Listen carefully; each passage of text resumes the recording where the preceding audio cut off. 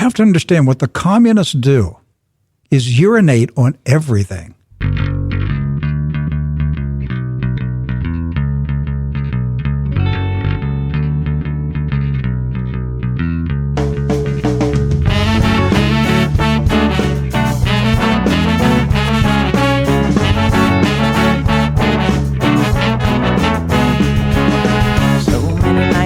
In this world, cesspool of kindness and ethical blindness. So please excuse my sarcastic tone. I'm a bit underwhelmed by the sample shown.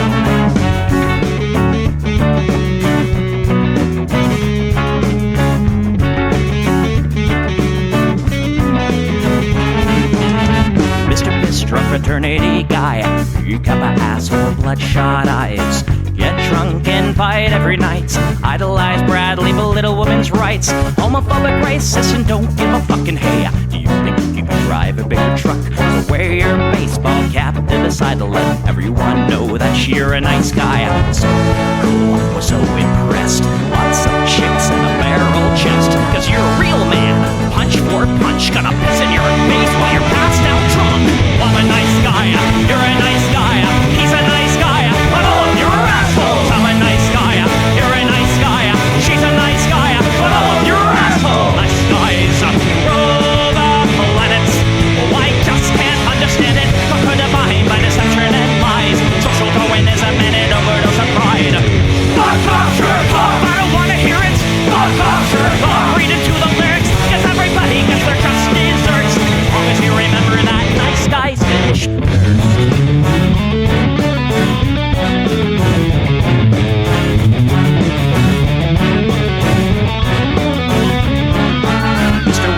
You're next on the list. Such a nice guy who speaks through his fists. Prick with a penchant for messing with heads. A broken nose for dinner and breakfast in bed. Alcoholic, paranoid, and suicidal too. But you'll probably kill her before she gets away from you. Screws in a pool, letting her cry. All your friends say that you're a nice guy. Have a drink, this one's on me. Look, you're doing fine, losing to your disease. Comatose, I'll pack your bags. Bury you like cats ready to gag. I'm a nice guy, you're a nice guy.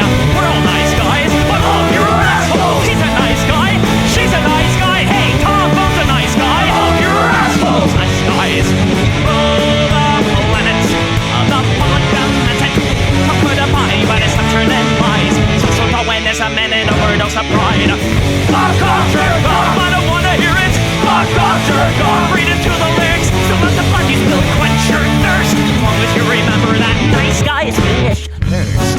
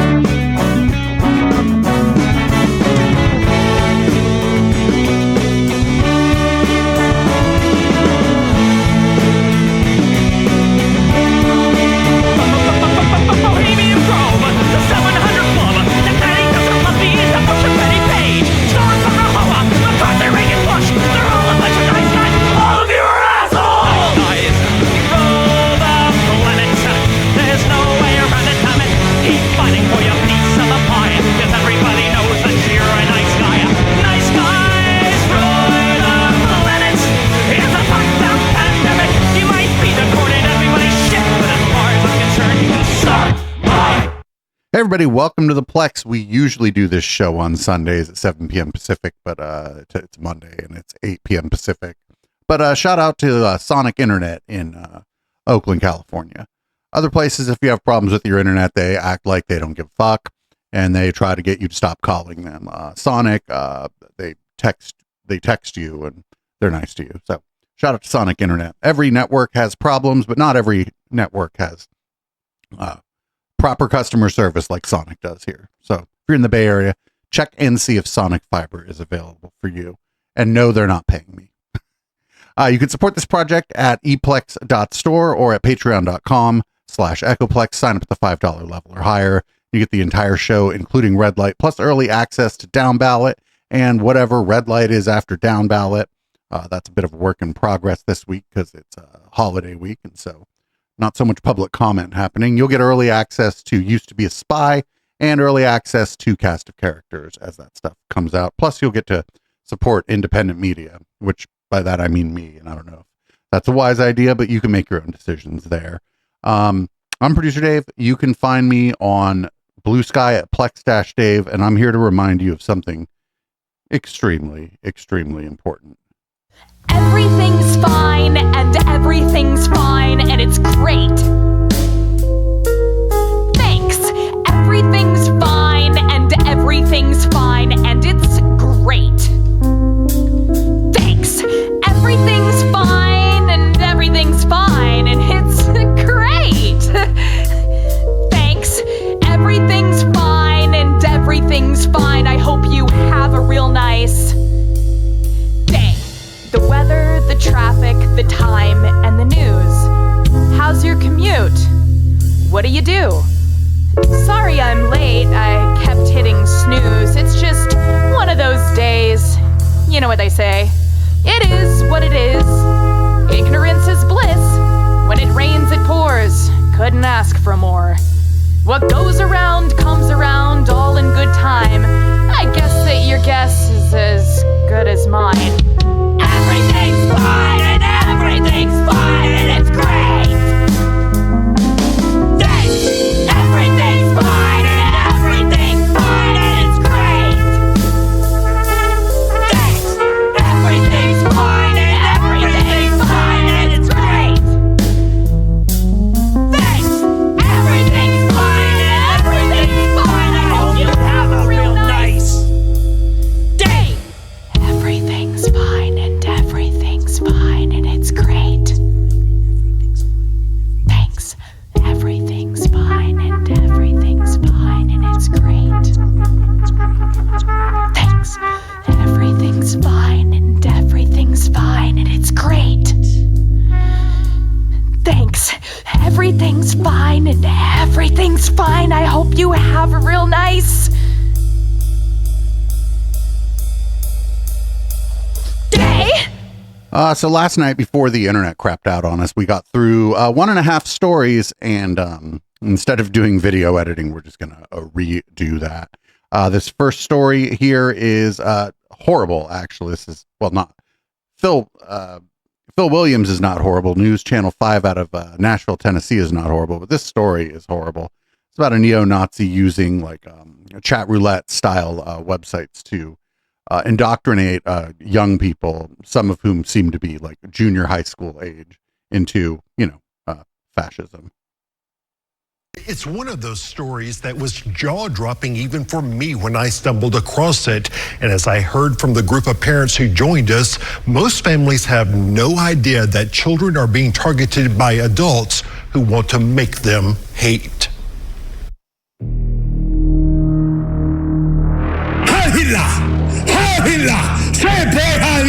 For most parents, it's a hate that seems worlds away. Oh my God, bro. You are a Jewish science experiment, bro. But this hate is targeting your children. Look at this Aryan Chad. Gonna hunt you down. Targeting them. Yeah, boy! Yeah! Let's go! Inside their own bedrooms. These young man! Woo! White power! The man behind the videos. You have a problem with Jews in general, though. Yes, I do. Is John Menadio, the same neo-Nazi we had confronted outside City Hall. Hitler was right! His group, the Goyim Defense League, created scenes like this on the streets of Nashville in the summer of 2024. Ooh. Yeah. Oh, here we go. Even assaulting a young Jewish man in the dark of night. All I know is I heard gunshot and I just ran out running. Yes, it was inside the school. When a school shooting at Nashville's Antioch High School earlier this year left one student dead, another injured, the 17-year-old shooter left behind a manifesto that indicated he had been influenced at least partly by Menadio's hateful propaganda. So what I do is I'm an entertainer, pro-white entertainer. I hate non-whites, okay? Live streaming from his own racist website after being repeatedly banned from mainstream platforms, the Springfield, Missouri man makes money from other white supremacists who pay to cheer him on. Hey, what's up? How are you? How old are you? I'm too old to be on this, but I'm warning women like you to stay away from these filthy. As he goes into roulette-style video chat rooms. How old are you? I'm 12, about to be 13. Where he often encounters children. How are you? Hey, how are you? Good, man. How old are you? So there's a lot of problems here. These websites are probably like not appropriate for kids because they're it's like just random video calls. But like I had mentioned it last night, they all keep getting shut down, but it's like so easy to just get new web hosting and fire this up again. This is all created probably with open source software. It would be like trivial probably for us to create a similar site, but probably even using Video Ninja as the back end. So this is all pretty fucked up. I don't know, like I don't know what parents are supposed to do about this because you can't be watching your kids all the time, and those internet filters don't work on stuff like this because like the sites are always like it's always new sites because they keep getting taken down. So,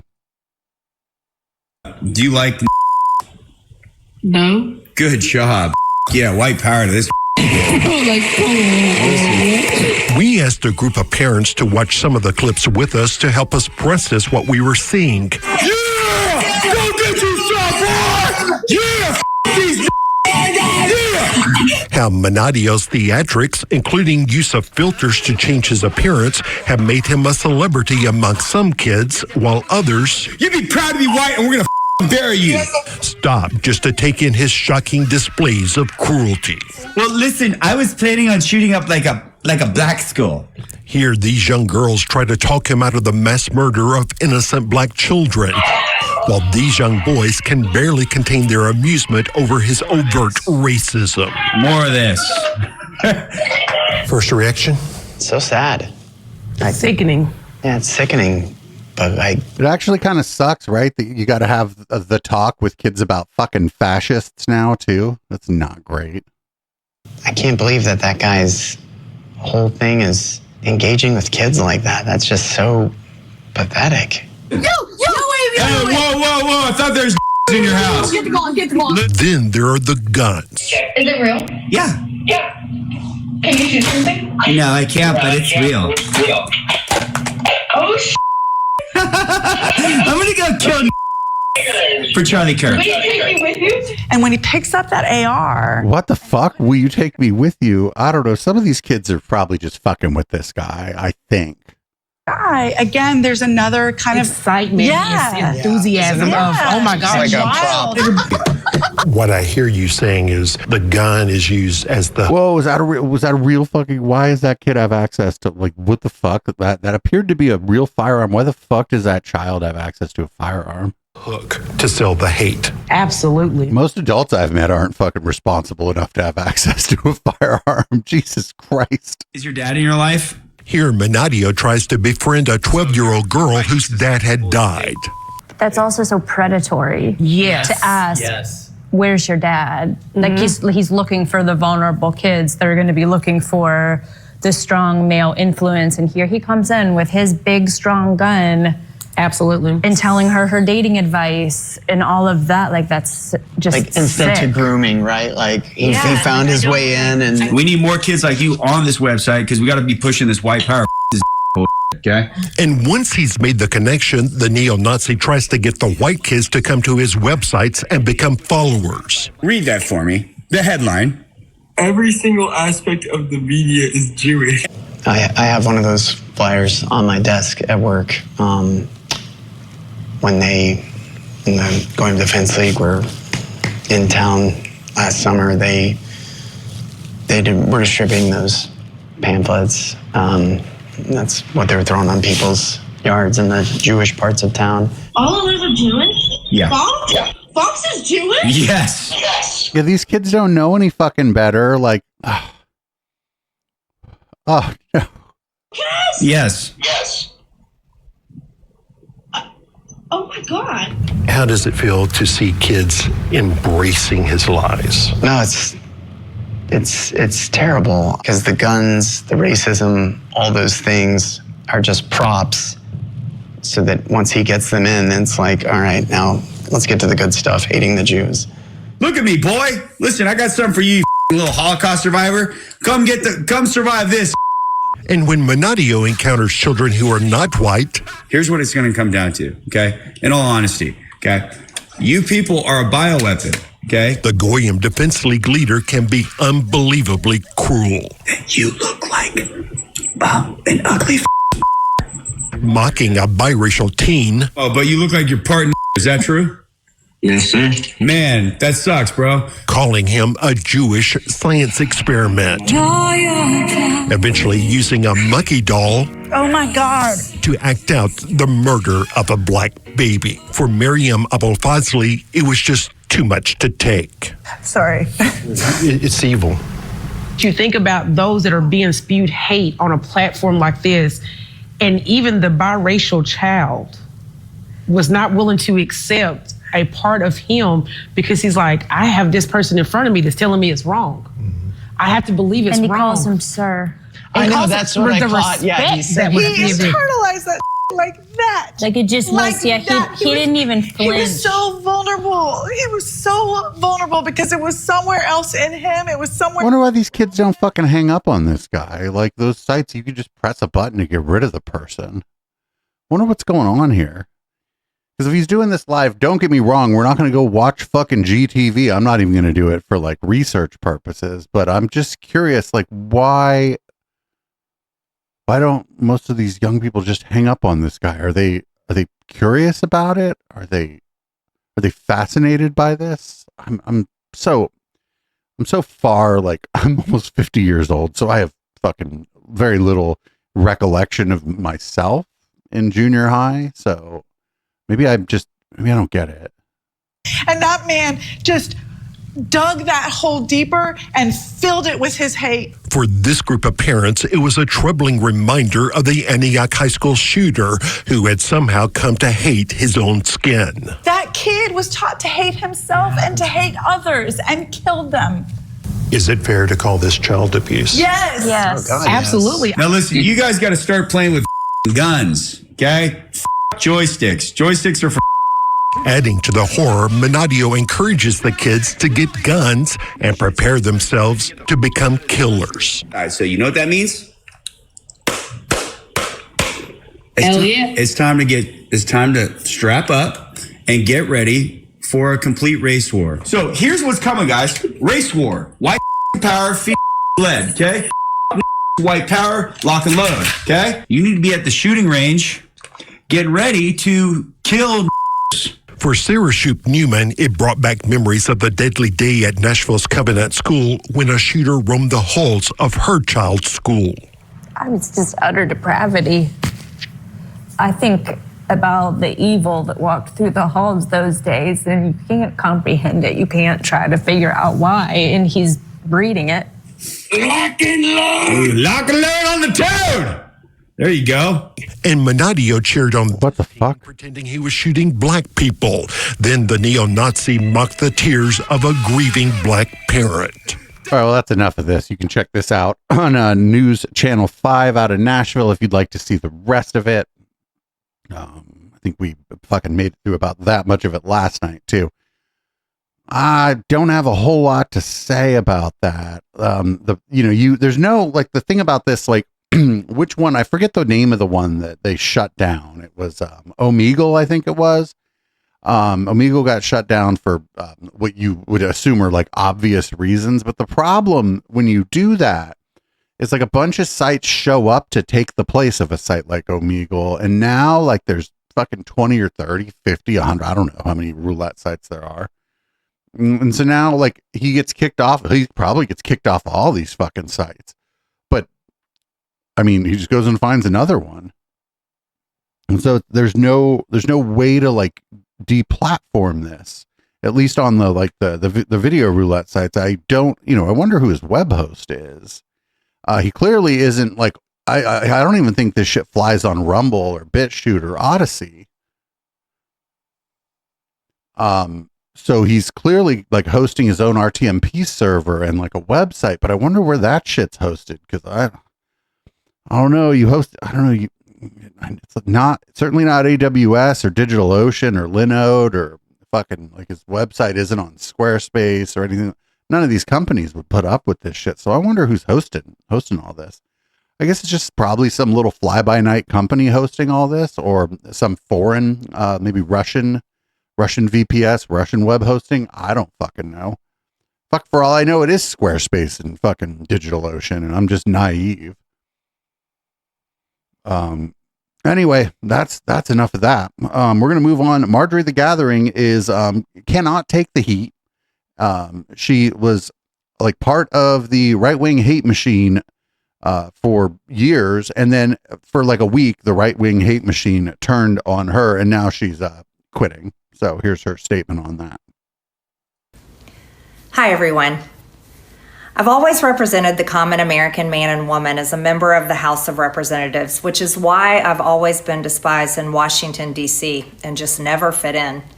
Americans are used by the political industrial complex of both political parties, election cycle after election cycle, in order to elect whichever side can convince Americans to hate the other side more.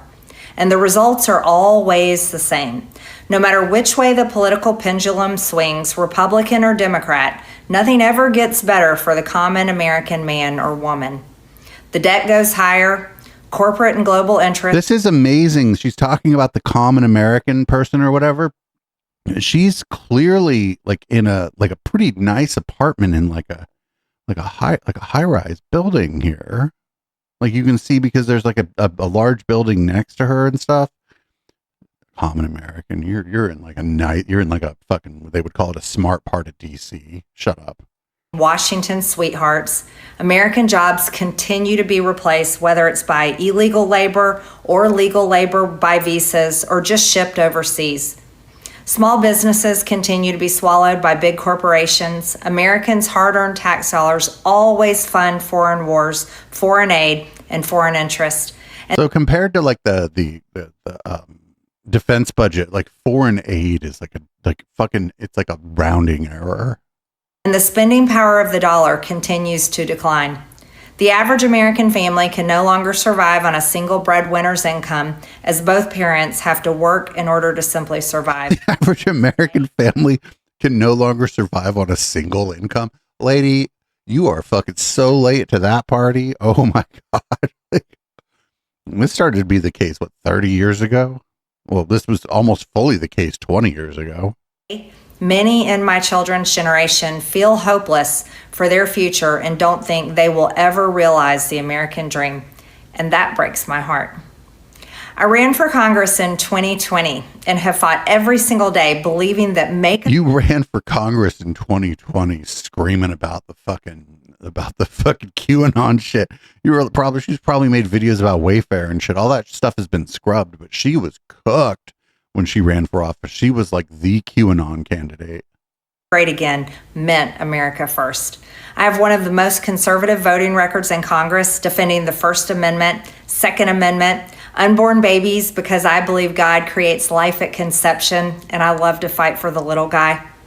Strong, safe borders, I have fought hard for that. I fought against COVID tyrannical insanity and mandated mass vaccinations, and I've never voted to fund foreign wars with your hard-earned tax dollars. I don't know about that. When you vote, I don't know. You voting for the fucking military budget? You vote no on things that include the military budget? I ain't buying that shit. With almost 1 year into our majority, the legislature has been mostly sidelined. We endured an 8-week shutdown, wrongly, resulting in the House not working for the entire time. And we are entering campaign season, which means all courage leaves. The other thing about this, when she says, the House wasn't working, lady, you could have gone to your office. You could have taken constituent phone calls. There's other business you can do as a member of the House of Representatives.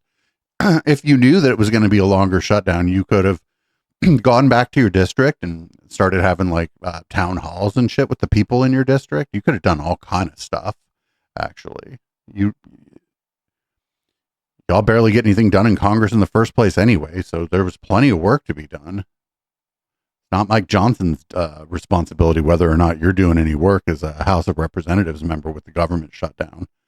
The only thing you can't really do is vote on shit, I guess. safe campaign re-election mode is turned on in the House of Representatives. Oh, but that's the whole time. Y'all are up for election every 2 years. That's the fucking dumbest thing in the world. You fucking the day after you win your election, you're already on the phone raising money for your next election, right?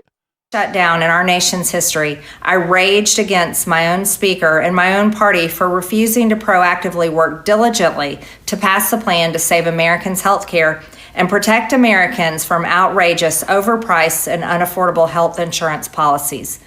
The House should have been in session working every day. Ooh, I bet we could find videos of her talking hella shit on the Affordable Care Act. I bet we could, especially from the 2020 election, I bet we could find hella videos of her talking shit on the ACA. This disaster. But instead, America was force-fed disgusting political drama once again from both sides of the aisle on television every single day. My bills, which reflect many of President Trump's executive orders, like calling for a new census counting Americans only to draw new districts, making English the official language of the U.S., Oh, making English the official language of the U.S. is just stupid. It doesn't fucking matter, right? It's like symbolic. The country has an official language now. All right. So fucking what? That doesn't fucking matter. It doesn't do anything.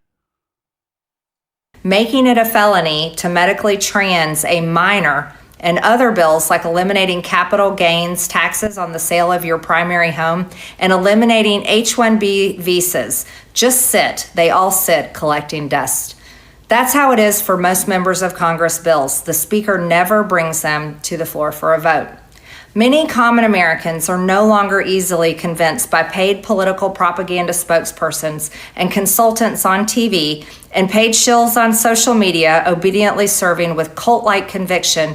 Yes, like somebody in chat said trans isn't a verb. You should be like highly skeptical. That should be like a big red flag anytime somebody uses trans as like a verb. Force others to swallow the political party talking points. Because they know how much credit card debt they have. They know how much their bills have gone up over the past 5 years. They actually do their own grocery shopping and know food costs too much. Their rent has increasingly gone up and up. They have been outbid by corporate asset managers too many times when they put in an offer to buy a house. They have been laid off after being forced to train their visa holding replacement. The college degree they were told to earn only left them in debt with no big six-figure salary. They see more homeless people than ever on their own community streets. They can't afford health insurance or practically any insurance, and they just aren't stupid. These are the people I represent and love because that is who all of my family and friends are, common Americans. I've been blessed to represent the 14th District of Georgia for 5 years. That is filled. Man, her district is drawn like fucking stalactites. It is I think the most gerrymandered district in the country. It is filled with some of the most wonderful, kind-hearted, God-fearing, patriotic, hardworking people you will ever meet. Good, regular, common Americans. I've worked hard to bring taxpayer dollars back home to help district needs. I impeached Biden's Secretary of Homeland after watching my constituents die as he facilitated dangerous open border invasion into America. And I led the effort to defund hard-left politically biased NPR and PBS and the corrupt USAID, and I did that as chair of the DOJ subcommittee. I have fought harder than almost any other elected Republican to elect Donald Trump and Republicans to power. I traveled the country for years. I spent millions of my own money. I missed precious time with my family that I can never get back. And I showed up in places like outside the New York courthouse in Collect Pond Park against a raging leftist mob as Trump faced Democrat lawfare. Meanwhile, most of the establishment Republicans who secretly hate him and who stabbed him in the back and never defended him against anything have all been welcomed in right after the election. And I will never forget the day I had to leave my mother's side as my father had brain surgery to remove cancerous tumors in order to fly to Washington, D.C. to defend President. So this is all like sour grapes, essentially, that she like fucking did everything for Donald Trump and that he like cast her aside as he does basically anybody who like he decides isn't that useful to him anymore. Like, and she's still like, and he's the best president, and the problem is all the people that don't like him. All the while, like he fucking like threw her away basically when she was no longer useful to him. When she when she even tried to like for just half a second represent her constituents. But one of the main reasons for that is that her kids, her grown sons or whatever, they're like, my health insurance is going to triple. So it's like, like, this is one of the things people say about Republicans. It's sort of a cliche, but like Republicans only really care about something that affects the people when it affects them or somebody they care about. That's all that happened here. Like how Nancy Reagan stopped hating gay people when her friend Rock Hudson got AIDS. It's the same fucking thing. And vote no against the Democrats' second impeachment in 2021. My poor father and my poor mother, it was way too much for all of us. Through it all, I never changed or went back on my campaign promises and only disagreed in a few areas, like my stance against H-1Bs replacing American jobs, AI state moratoriums, debt for life 50-year mortgage scams, standing strongly against all involvement in foreign wars, and demanding the release of the Epstein files. Other than that, my voting record has been solidly with my party and the president. Loyalty should be a two-way street. And we should be able to vote. No, you shouldn't. This is like, you shouldn't fucking, this shouldn't be how you vote and how you, I mean, it is sort of, people have party loyalties and shit, but this, you're like, I'm an independent thinker. And yet you're like, oh, what I need is the president. I do everything the president wants, except for a few things. And I need the president to kiss my ass back. And it's like, that's not going to happen. Conscience and represent our district's interests because our job title is literally representative. America first should mean America first and only Americans first, with no other foreign country ever being attached to America first in our halls of government.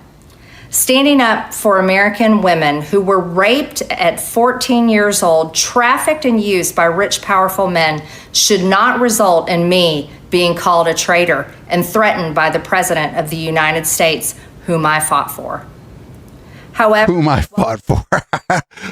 You know what? People just get mad when they figure out that they've been fooled. This homegirl's fucking, she's been had and she figured it out. And instead of like, I don't know, being a thorn in this motherfucker's side for the rest of her term and basically until she gets voted out, she's like, okay, I'm leaving now. Bye. Yes, hurtful. My heart remains filled with joy, my life is filled with happiness, and my true convictions remain unchanged because my self-worth is not defined by a man, but instead by God who created everything in existence. You see, I have never valued power, titles, or attention. And ma'am, at least attention. You've definitely valued attention. Wrong assumptions about me.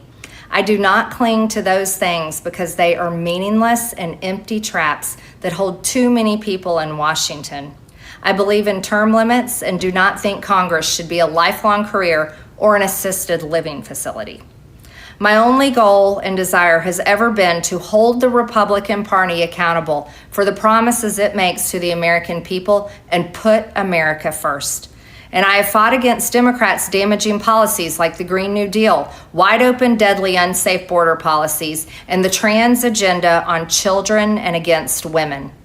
With that has brought years of nonstop, never-ending personal attacks, death threats, lawfare, ridiculous slander and lies about me that most people could never withstand even for a single day. It has been unfair and wrong. But you were like you were part of that problem, like for a very long time. Not only to me, but especially to my family. But it's been wrong to my district as well.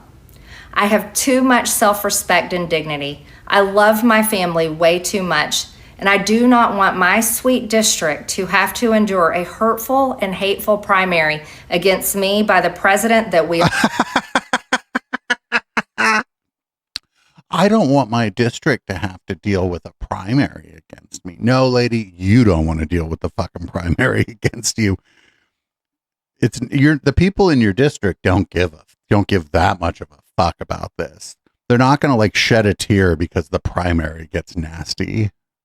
fought for, only to fight and win my election while Republicans will likely lose the midterms, and in turn be expected to defend the president against impeachment after he hatefully dumped tens of millions of dollars against me and tried to destroy me. It's all. Wait, did he spend tens of millions of dollars? She's saying that like when she gets primaried. So absurd and completely unserious. I refuse to be a battered wife, hoping it all goes away and gets better. If I am cast aside by the president and the MAGA political machine and replaced by neocons, big pharma, big tech, military-industrial war complex, foreign leaders, and the elite donor class that can never ever relate to real Americans, then many common Americans have been cast aside and replaced as well. There is no plan to save the world or a 4D chess game being played.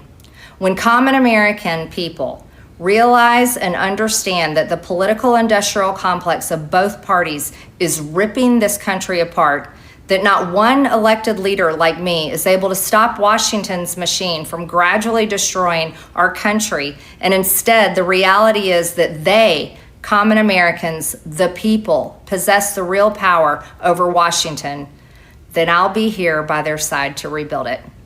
Until then, I'm going back to the people that I love, to live my life to the fullest as I always have, and I look forward to a new path ahead. I'll be resigning from office with my last day being January 5th, 2026, and I look forward to seeing many of you again sometime in the future. May God bless you all, and may God bless America. So somebody in chat, the people have talked like last night when we tried to record this show, and then tonight about how she is waiting until her pension and all that vests. But also there's some way in which I think maybe she got the bag, right? Probably via insider trading or something like that. She got the bag, and now she's like, well, there's no fucking point in putting up with this shit because I have this here bag. So I think that could be going on here. And not for nothing, you think homegirl's not going to fucking walk out of her office and walk right over to fucking K Street? Get the whole fuck out of here. She is going to go get a job as a lobbyist after this. Work for like Heritage Foundation or somebody, right?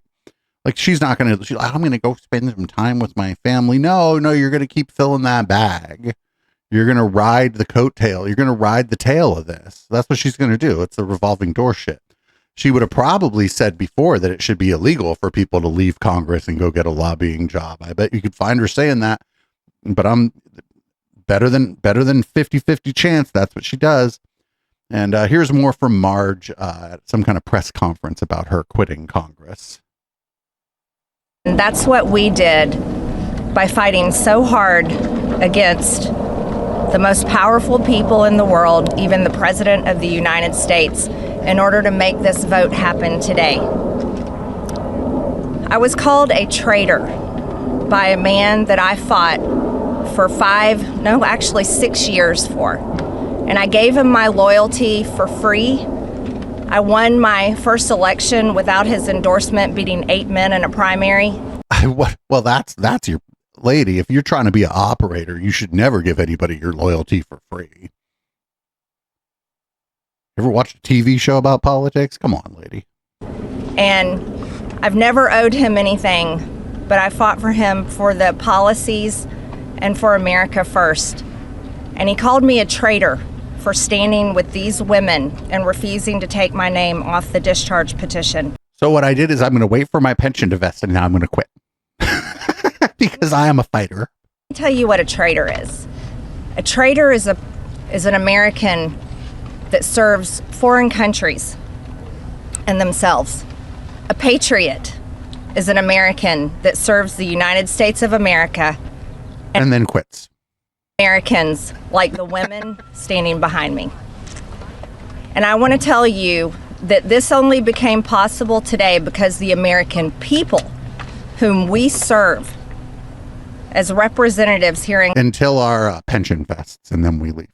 Congress demanded that this vote happen, and they put more pressure on every single elected politician in this city than has ever been put on them. And today you are going to see probably a unanimous vote in the House to release the Epstein files, but the real fight will happen after that. And I'm going to leave, actually. The real fight's going to happen after that, and y'all can do it without me. She's like, you should see my E-Trade account. It's like, I am fucking out of here. She's like, so when the real fight happens, I don't know, I'm just not going to be around for it. Or maybe I'm going to be lobbying. Fuck, maybe I'll be lobbying on behalf of one of Epstein's friends. Who fucking knows what the future holds? Who fucking knows?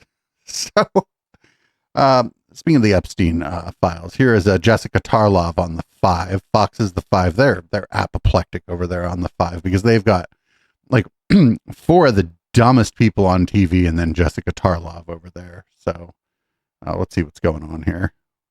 But this idea that the Epstein files is going to be reframed as a Democratic hoax is never going to work. The American public is not cool with it. What does he have? Trump has a minus 39 approval on handling the Epstein files, and only 45% of Republicans even approve at this point.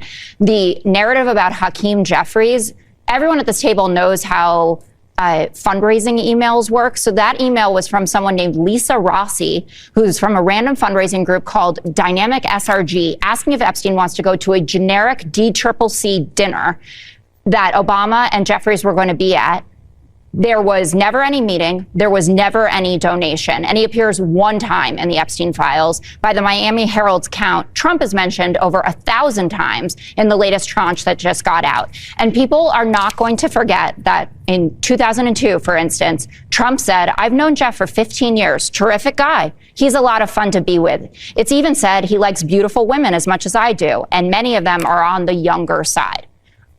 I have never alleged, and I am not alleging now, that Donald Trump has done anything untoward with an underage woman. But if you want to be throwing around single emails from a random fundraising group to try to make Brooklyn Barack look bad and not acknowledge how many times Donald Trump is mentioned in these files, you're just going to look dumb. And I would encourage everyone to not look But dumb. it's other people mentioning him. It's not his fault when people want to get him. I just read a quote. But that was one about quote, but it. other people are mentioning it to stop him. They're like, the other person. Look at all the, look at their fucking, man, they got Brian Kilmeade on? What the, man, I mean, Boxwine Janine Pirro wasn't available, so they had to get the one of the dumbest fucks walking the planet, Brian Kilmeade, on the 5. They were all trying to stop Trump. Why did he want the files to not come out this badly? Why? Just tell me why. Oh man, I had no idea that Brian Kilmeade of all people was in that clip. These people, they can't, like, they were talking shit on Donald Trump, but like if you look through it, they were all talking shit about each other because these emails were, I mean, there's some bad shit in there, but there's also just some standard like Mean Girls shit in there. These are just rich people. These are just gossiping ass rich people. There's a lot of gossip in there. Like, not all of it was true. Like, not just because somebody sent a fucking email that they can't spell in doesn't make something true. They were all talking shit on each other in those emails. None of those people, I mean, I don't know. You might like people that you talk shit about. We all talk shit. And them calling Hakeem Jeffries Brooklyn Barack, they're just calling him that because he's black. Like, I don't love Barack Obama, but he, even so, Hakeem Jeffries is no Barack Obama. Like, but they're only calling him that because he's fucking black, right? That's the only reason. Like, if it was a white guy, they wouldn't call him Brooklyn Barack. So, this is next we got from CNN, an Epstein survivor refutes one of Mike Johnson's claims about how releasing some of the stuff in the Epstein documents would hurt the victims.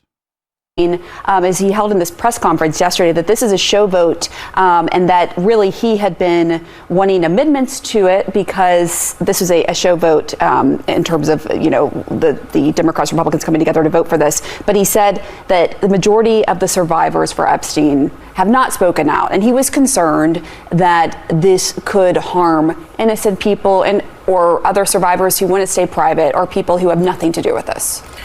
Well, no, that's actually inaccurate in my opinion, because the survivors that don't want to be public are Jane Does. They've been protected, and their names have been redacted this whole time as Jane Does. The only people that you need to... Yep. They're not. Nobody's fronting off anybody's names. Even people who are just like in passing, some of them have been redacted, who we don't know who they are. They don't appear to be victims victims or perpetrators. They appear to just be like uninvolved third parties. Even some of those people's names have been redacted. Survivors that are in those files and documents that are public and that are on the right side of things and whose names have never been redacted. I'm one of those people, and I've been very vocal on, I don't care if my name is redacted or not. My survivor sisters are important to me. And if that means that my name doesn't get redacted but the files come out, that is the right thing to do. And that is it. There's no conversation that needs to partake in any of this. And honestly, this is where the administration failed the American people, not just the survivors of Jeffrey Epstein. You lose all credibility when you go back on your promises to the American people and the survivors that you campaigned on in 2024.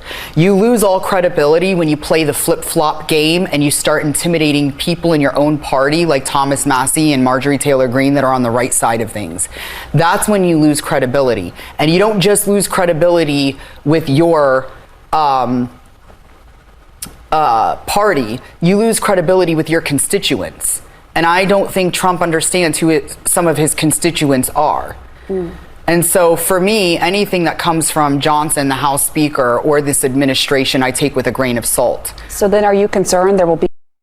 So she's right, but also I don't think Donald Trump gives a fuck who his constituents are, because he's never running for office again. So he keeps saying he's Trump 2028, but he knows he's not running in 2028.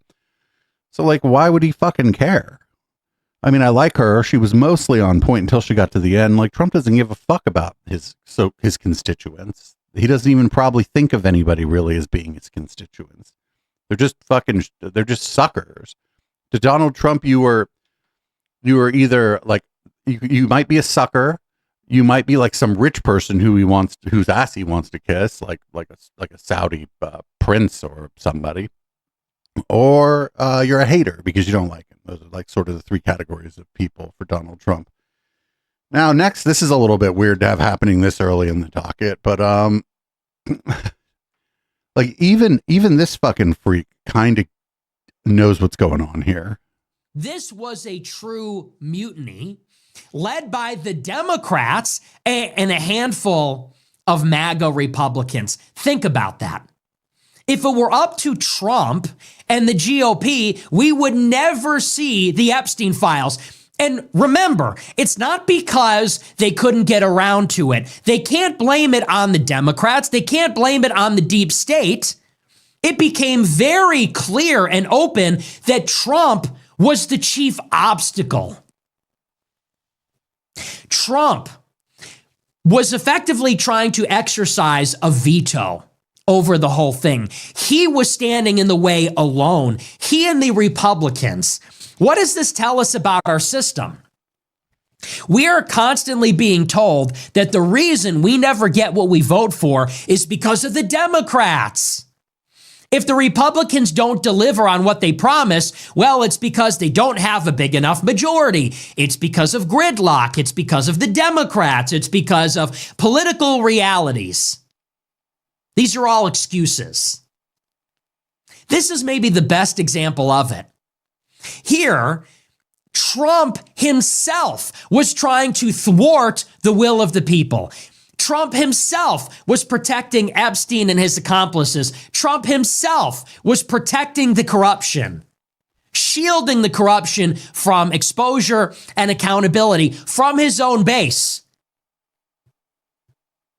And what was the playbook that he ran with? He tried to blame it on the Democrats. He said, well, I can't deliver on my promise because if I did, well, the Democrats would use it. Does this not tell you how politics works? And by the way, if the Republicans had a bigger majority, Trump would have been successful. Think about that. In an alternate timeline, if the Republicans had a 20 vote majority, then 3 or 4 MAGA Republicans could not be the fulcrum. They could not swing it the other way with the Democrats. If Republicans had more power, they would have suppressed the files, and no one could have done anything about it. So this dude, I think, kind of knows what's going on here. He knows Trump's on the way out. He knows that Trump's unpopular, and he's not going to fucking hitch his wagon to that guy anymore. And I think this Epstein thing is just kind of an excuse for him. I think, like, you know, these people kind of got what they wanted out of the Trump administration. And by what they wanted, I mean like the ICE goons going around and terrorizing people, and like the ending foreign aid and all that fucking shit. They got all that stuff out of him, and now they're just like Trump would do to them, actually. You know, fucking these people all fucking deserve each other, I guess. But just like Trump would do to them, a lot of these people are like cutting and running on Trump, and like, whatever. Fuck them all. Fuck them all. So here's Sean Hannity not having as deep an understanding of what's going on as fucking Nick Fuentes. Check this out. Now, what do we know about Donald Trump and Jeffrey Epstein? And this is why, you know, was there ever an exchange where Epstein said horrible things about him? I bet Jeffrey Epstein despised Donald Trump. He had reporters communicating with him, advising him, wanting, you know, cajoling him to release information that's negative to Trump, whether free or not. Whatever Jeffrey Epstein has to say about Donald Trump is meaningless to me, because you got to understand, any of you that have ever been a member of a country club, let me tell you about country club life. One of the worst things that can happen if you're part of a country club is to be spectacularly kicked out of a club. One of the biggest clubs in Palm Beach, Florida, is a club called Mar-a-Lago. Prestigious, expensive to join, expensive to, you know, buy a cheeseburger. I think it's like $200 for a cheeseburger. That's the, you know, the honor you get to join a country club. And, you know, Donald Trump threw this guy out because of his behavior with young women. And dude, this is not the W these motherfuckers think it is. This guy poached a teenage masseuse from the fucking Mar-a-Lago. Donald Trump, I don't know, what was it fucking, it was like fucking 16 or 17-year-old fucking girl doing there giving people massages. I don't fucking know. But this isn't the W that they think it is. It's just not. He's been frank about it and was frank for years about it. Now, if Jeffrey Epstein had any damning information on Donald Trump in all those intervening years, this was what, 25 years ago, Linda? Something like that. It was well over 20 years ago. Don't you think Jeffrey Epstein would have released it because he was totally, completely, and utterly, you know, rejected and humiliated by Donald Trump? Who threw? No, because like we have correspondence between in this stuff. We have correspondence between him and Bannon, with Bannon like apparently using his connection to Trump, or alleging that he's going to use, or saying that he's going to use his connections to Trump to introduce Epstein to fucking people like European movers and shakers, I think as late as 2018. So no, actually, because there's no solidarity in America like the class solidarity among the rich. Threw him out of his club. If the guy had something on Trump, do you think Trump would? Also, yeah, somebody in chat just said too, the blackmail, once you fucking let the cat out of the bag, there's no more blackmail. Like there's nothing, it doesn't serve you anymore. Him out of his club, whether he's running for office or not, I tend to think not. You know, and as the president said, we have nothing to do with Epstein. The Democrats do.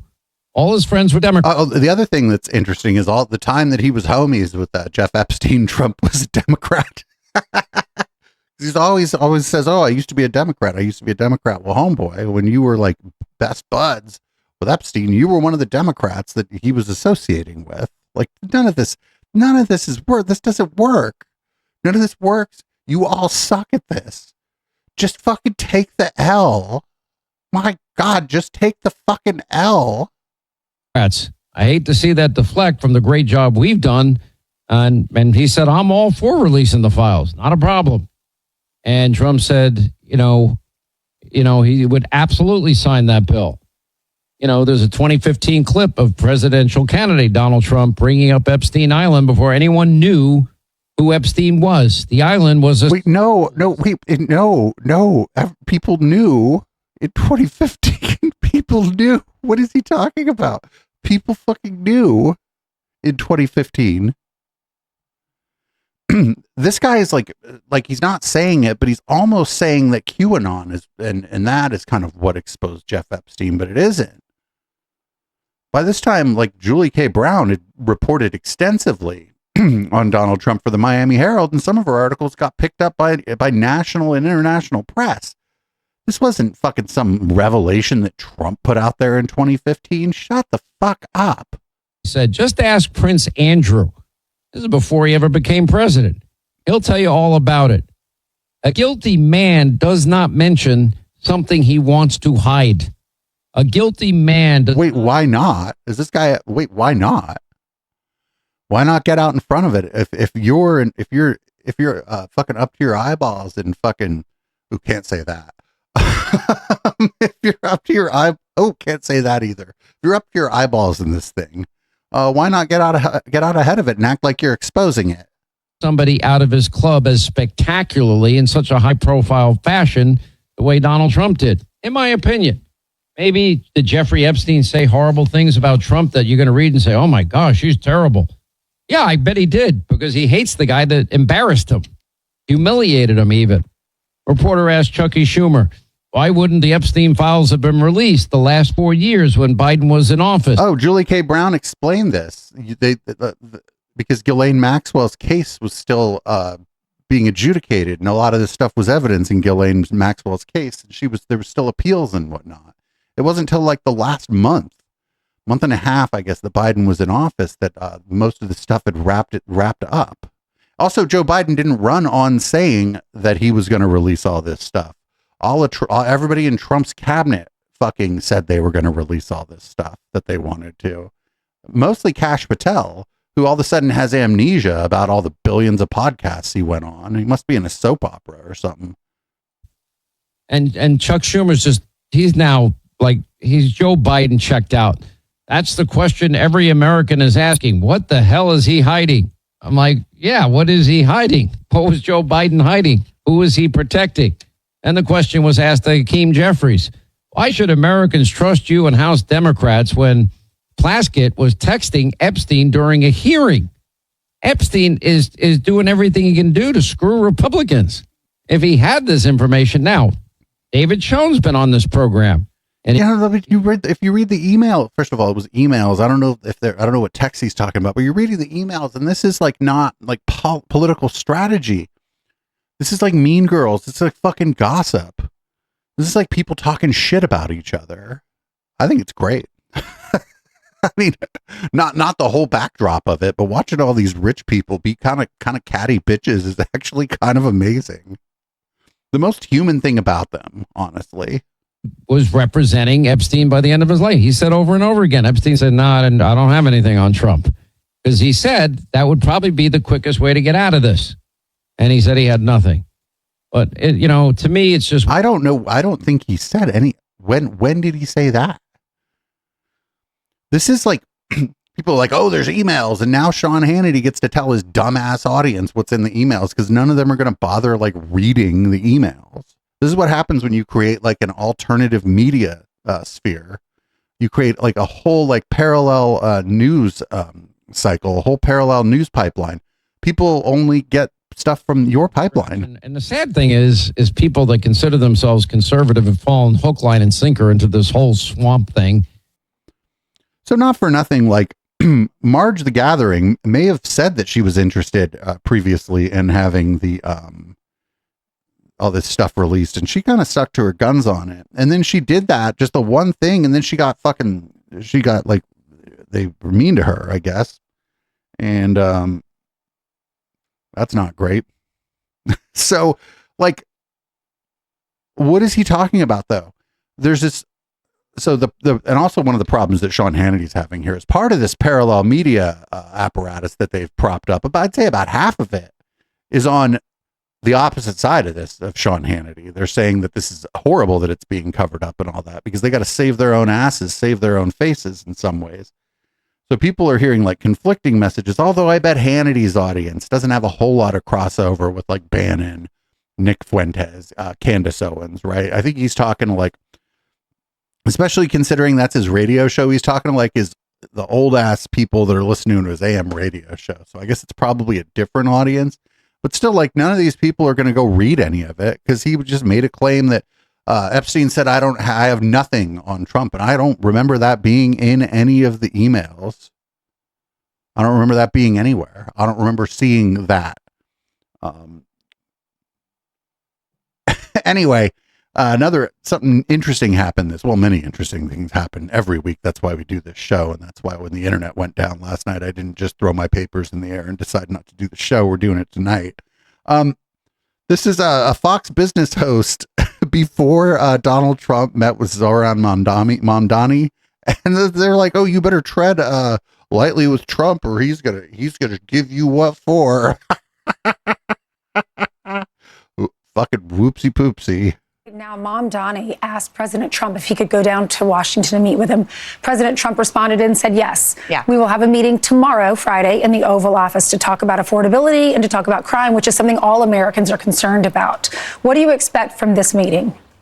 President Trump will talk to anybody, and that's one of the things that I love about him. Even people who have completely opposing views, I think that he thinks when you can talk some sense into people. Remember that to complete his agenda, Mamdani is going to need money. Dude, Fox is fucking throwing Trump under the... Look at these two pictures. Trump is like... He looks like he's fucking...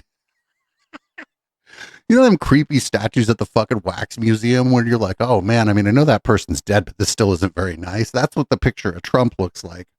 And then the picture of fucking Zohran looks like I'd be like, hey, you should use this on your campaign mailer, actually. You look so happy and like such a nice guy in this picture. He's going to face some trouble in Albany. Kathy Hochul isn't going to greenlight everything he wants to do. He's got to tread very lightly with this president to make sure that he doesn't get his federal... Again, look. Man, whoever's doing the video editing or whatever, whoever's doing this does not like Donald Trump. Because look at this, a great picture of Zohran again. Like the lighting is like, he's got like bisexual lighting and shit. And Trump looks like he's looking over at somebody and wondering if they noticed that he farted, right? Like pulled. So that is going to be the tone of this meeting. To me, he's going in there with his tail between his legs. Yeah, he needs President.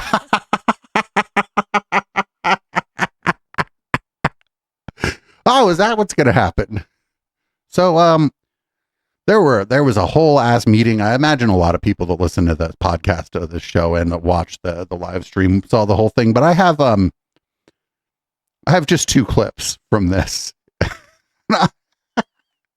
Is it good? It didn't go the way the homegirl on Fox Business said, let me tell you. Check this out. Mr. Mamdani is a communist. Can you describe why you feel that way? And also, will you do anything to stop him from arresting Prime Minister Netanyahu if he visits New York? Well, we didn't discuss your second part of the question. And on your first part, I mean, he's got views that are a little out there, but who knows? I mean, we're going to see what works, or he's going to change also. We all change. I changed a lot.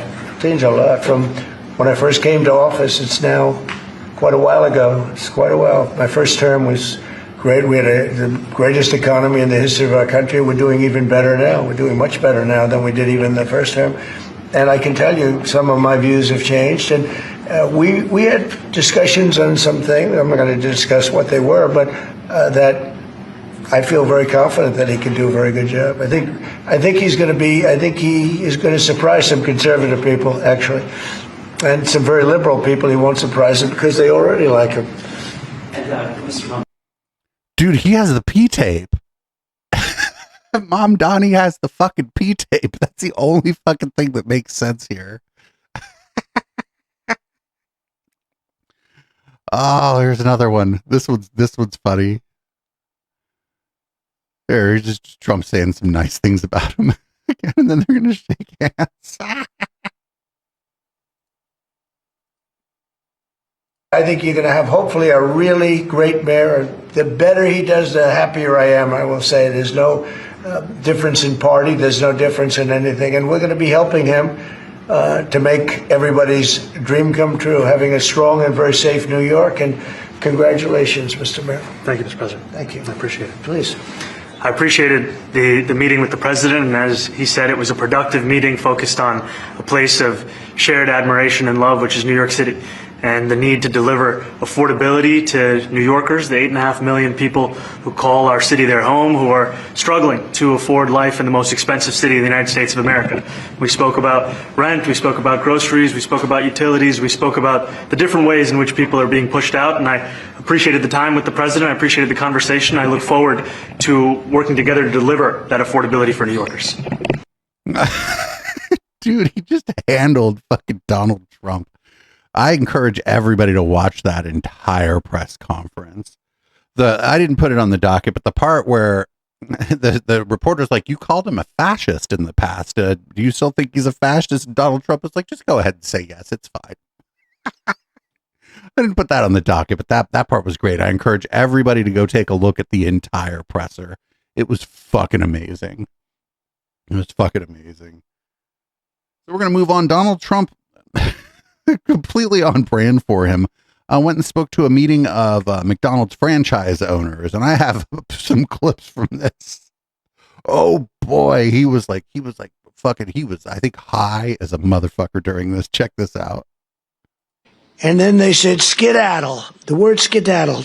And that plane went psh, like this. You know, when it drops a bomb, it goes down very steeply because that gives it a better angle and, you know, more speed for the bomb. They're very, very heavy bombs. And they go boom. And as soon as those things, the one pilot, the first one said, skedaddle. And that thing just turned in its side. And it's so unbelievable. And that knocked out that movie Top Gun, Tippy Top Gun, ran nuclear capability, and all of the Middle East became a different place. And now we have peace in the Middle East. And at the United Nations today, they approved the Board of Peace, which is I'm going to chair. And we're picking the leaders or the heads of the most important nations in the world. I think it'll be a board like no other than perhaps the McDonald's board. You have a very good board. You actually have a very good board. But nobody thought a thing like that this just happened today. The Board of Peace, and it's going to be comprised of myself and leaders of other very important nations and very respected nations, and it's going to be something I think is going to be very important. It was just approved. It was just endorsed by the United Nations. It was pretty great. So the people at the fucking UN are like just gassing this guy up too. Yeah, the Board of Peace, whatever, you can be on the Board of Peace. Please just leave us alone after you're out of office, right? They're just doing this to fucking like kind of get rid of him, so he like fucking doesn't like waste their time and fucking try to like obstruct them, or I don't know, send ICE to deport everybody at the fucking UN or whatever, dude. Oh, we got more. This was some shit. Check this out. Saw that with the way we took out the nuclear capability of Iran with those gorgeous B-2 bombers. They flew in there and they wiped it, and the word was obliterated. Remember when CNN said, well, it might not have been obliteration. Think of the pilots. They go in there, they're under fire. I was watching this from the Situation Room, and you get to see things in situations that you wouldn't believe. And they said, sir, they have entered Iran airspace. All of a sudden you see much faster. Then you see him going down at the whole thing was crazy. I actually said, do people really want to do that for a living? They're waiting for him, but the equipment is so good. The B-2 bomber, stealth. They never saw them. I mean, it's the most amazing thing. And I honored the pilots at the White House. I had them brought in, along with mechanics and a lot of other people, brought to the White House.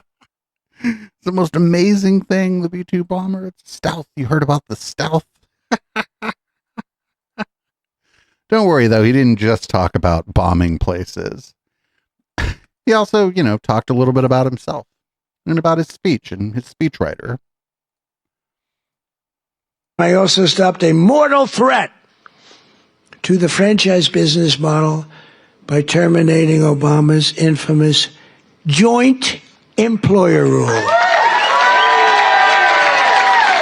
Joint employer. In other words, you were screwed. You would have been mortally wounded, perhaps. I said to a couple of the people, what would have happened if that? Sir, please, I'd rather not talk about it. They don't want to talk about it. I ended it. You got lucky on that one, let me tell you, because I said, really? I asked one of my guys, because when I was coming over, I saw that in the speech. I said, what does that mean? He said, that would have been death to businesses like yours and others. It was just, these people don't care. They didn't care. But I ended it, and I think that's one of the biggest things that you'll ever have done for yourselves. I think that's the biggest thing that it can ever be done for you. He's like, I don't know what the fuck it is. They put it in this speech and they told me it was good. He's like, so I don't know, I did it and it's in the speech. And everybody's like what the fuck? What the entire fuck? Oh, this one's about water. Everybody, we all need water. We all need water, and it should be unlimited. And you know, it's interesting. Your dishwashers were covered, right? You had no water. I was with some of the people that make them, Whirlpool and others, and they said, sir, they won't give us the water to use in our dishwashers or use in our washing machines. Whirlpool? Yo, friend, Whirlpool, they manufacture the washing machines. They don't like do your laundry for you. The washing machines have no water. I mean, it's like a glass of water, half a glass of water. We need water. And I said, how bad is it? He said, well, like the dishwasher. They put the dishes in and they just keep pressing the button. Bing. They end up using more water. So I gave them, as you know, unlimited water. Biden came back with a rigged election, and he immediately restricted the water again. But I came back in and immediately unrestricted again. So now you have unlimited water to clean your damn dishes, okay? And other things. Your hands. Didn't you hate that? You walk in to wash your hands. I'm a big hands guy. I like to wash my hands.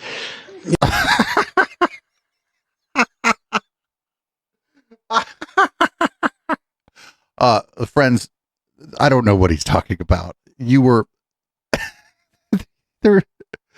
I think he's talking like he hates like low flow shower heads and probably hates energy efficient dishwashers and shit. You remember when he was bitching about low flow shower heads? Like you get in the shower and there's just not enough water. I think that's sort of, he's like bitching about that there, but he thinks that when Biden came into office that all the McDonald's like replaced their fucking dishwashing machines with dishwashing machines that don't use a lot of water. But also a lot of these places, I don't know how McDonald's is, but a lot of the places they just wash like by hand using like a giant sink in that fucking that device that hangs from the ceiling. At least some of the like the bigger dishes. And it's not like you need bigger dishes. McDonald's doesn't have dishes. Wait, does he mean the trays? Yeah, I guess there's a thing that washes the trays, that sanitizes the trays, but they wipe those off and then they put it in like a fucking thing that steams the trays to like disinfect them. Like what other McDonald's? They don't have dishes. They have like cooking utensils. I think a dishwasher at a McDonald's is actually pretty fucking useless. Anyway, we're gonna end with this one. Up for a good meal and a best Coca-Cola in America. Best Coca-Cola. Whoa. And I'll bet they use real sugar in your Coca-Cola. You know, they didn't in the United States. I said to the head of Coca-Cola, you got to go to sugar. They do in other countries. And you know what? They went to sugar. Isn't that nice? I said, you got to go to sugar. So the Coca-Cola at McDonald's absolutely does not have cane sugar in it. It is high fructose corn syrup. It is not, you know, that is absolutely not cane sugar. Like, and also the fountain drinks at McDonald's are mid. You know where you get a good fucking fountain soda at 7-Eleven. You get a proper fucking fountain soda at 7-Eleven. That shit ain't got real cane sugar either. It just out of that at 7-Eleven, fucking it just hits different. from 7-Eleven. I don't know. Maybe it's probably all in my fucking head. Here we go. We're not going to do a lot of this. Well, you know, when the president has a guest, don't embarrass their guest by talking about a fucking murdering a journalist. He's done a phenomenal job. You're mentioning somebody that was extremely controversial. A lot of people didn't like that gentleman that you're talking about. Whether you like him or didn't like him, things happen. But he knew nothing about it, and we can leave it at that. You don't have to embarrass our guest by asking a question like that. Okay, just you ask, Mr. President, you allow me to answer. You know, I feel painful about, you know. Oh, that got cut off, but don't worry, I have the rest of that. Don't embarrass our guest by asking him about murdering a U.S.-based journalist. Well, don't worry. Your guest is actually probably a more adept liar and a more adept monster than you are. So your guest has this covered. Journalists, it's really painful to hear, you know, anyone that been losing his life for, you know, no real purpose or nothing illegal way, and it's been painful for us in Saudi Arabia. We've did all the right steps of investigation, etc., in Saudi Arabia, and we've improved our system to be sure that nothing happened like that, and it's painful and it's a huge mistake, and we are doing our best that this doesn't happen again. Mr. President. What he means is, next time we do this, we're not going to get caught, right? Like, he is not like, oh, we've actually like gone ahead and updated our laws and regulations and policies so that we respect the endeavor of journalism and we don't like kill them with a bone saw in our embassy. No. All that's happening here is that he is they have maybe figured out how to hide it better. Don't do it in your own embassy, for example. Invite him somewhere else. Motherfucker, like they haven't offed like half a dozen or more journalists since that. Also, this happened this week. Yeah, is there nothing incriminating in the file, sir? Quiet. On Venezuela, sir, you've had a lot of meetings on Venezuela. Dude, I wish you would have said that to Miss Piggy. You ever see what Miss Piggy does when somebody fucking talks shit to her? Miss Piggy would have fucking taken care of that. Here's the press secretary Levitt. Talking about that. It's just the president's got a different way of communicating to people. Just a different way of communicating. Don't get all offended by it. What did the president mean when he called reporter Piggy? Look, the president is very frank and honest with everyone in this room. You've seen it yourself. You've all experienced it yourselves, and I think it's one of the many reasons that the American people reelected this president, because of his frankness. And he calls out fake news when he sees it. He gets frustrated with reporters when you lie about him, when you spread fake news about him and his administration. But he also is the most transparent president in history, and he gives all of you in this room, as you all know, unprecedented access. You are in the Oval Office almost every day asking the president questions. And so I think the president being frank and open and honest to your faces rather than hiding behind your backs is frankly a lot more respectful than what you saw in the last administration, where you had a president who lied to your face and then didn't speak to you for weeks and hid upstairs and didn't take your questions. So I think everyone in this room should appreciate the frankness and the openness that you get from President Trump on a near daily basis. But the same administration made you sign a loyalty pledge if you wanted to be press at the Pentagon for like the Defense Department, the Department of War. So it's like, yeah, the president's going to have all the press in to lie to them and berate them, sure, but like that's not the entire administration. Here's more of Press Secretary Levitt. She's being asked about certain Congress people suggesting that people in the military should not obey illegal orders. And here's actually her answer.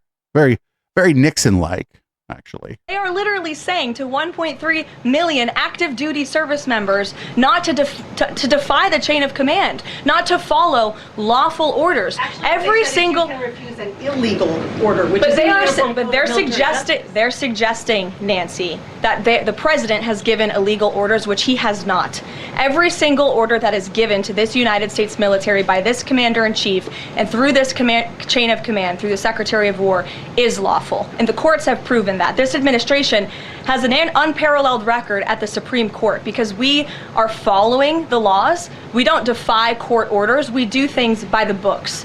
And to suggest and encourage that active duty service members defy the chain of command is a very dangerous thing for sitting members of Congress to do. And they should be held accountable. And that's what the president wants to see. Yeah, if the president gives an order, it's lawful, is basically what she said. It's like when Nixon said, if the president does it, it's not illegal, which actually turned out to be true later because of our current Supreme Court. We do things by the book. Which book? None of your business. Up next, here we go. It would be treasonous for anybody to disobey an order from the president. This is from Harris Faulkner on Fox News. All right. Well, critics are going after 6 Democrat lawmakers in particular over this plea to members of the military and intelligence communities. Watch this. This administration is pitting our uniformed military and intelligence community professionals against American citizens. Our laws are clear. You can refuse illegal orders. You can refuse illegal orders. You must refuse illegal orders. No one has to carry out orders that violate the law or our Constitution. We know this is hard. Okay, you caught that, right? Refusing military orders. That would be treason. Reaction, as you might imagine, swift and fierce. Libs of TikTok posted, Democrats are encouraging members of the military to commit treason and defy orders from Trump. And Republican Senator Eric Schmidt says, sounds a little subversive to democracy-ish. Your thoughts on this? Well, indeed, I think that Secretary Hegseth was right. They have stage 4 Trump derangement syndrome. And it is inconceivable that you would have elected officials that are saying to uniformed members of the military who have taken an oath to protect and defend that they would defy the orders that they have been given to execute their mission. I find it inconceivable, but that is what they have chosen to do, and we will see what the response to them from Democrats. You know, Harris, I talk to Tennesseans every day. I did a telephone town hall last night.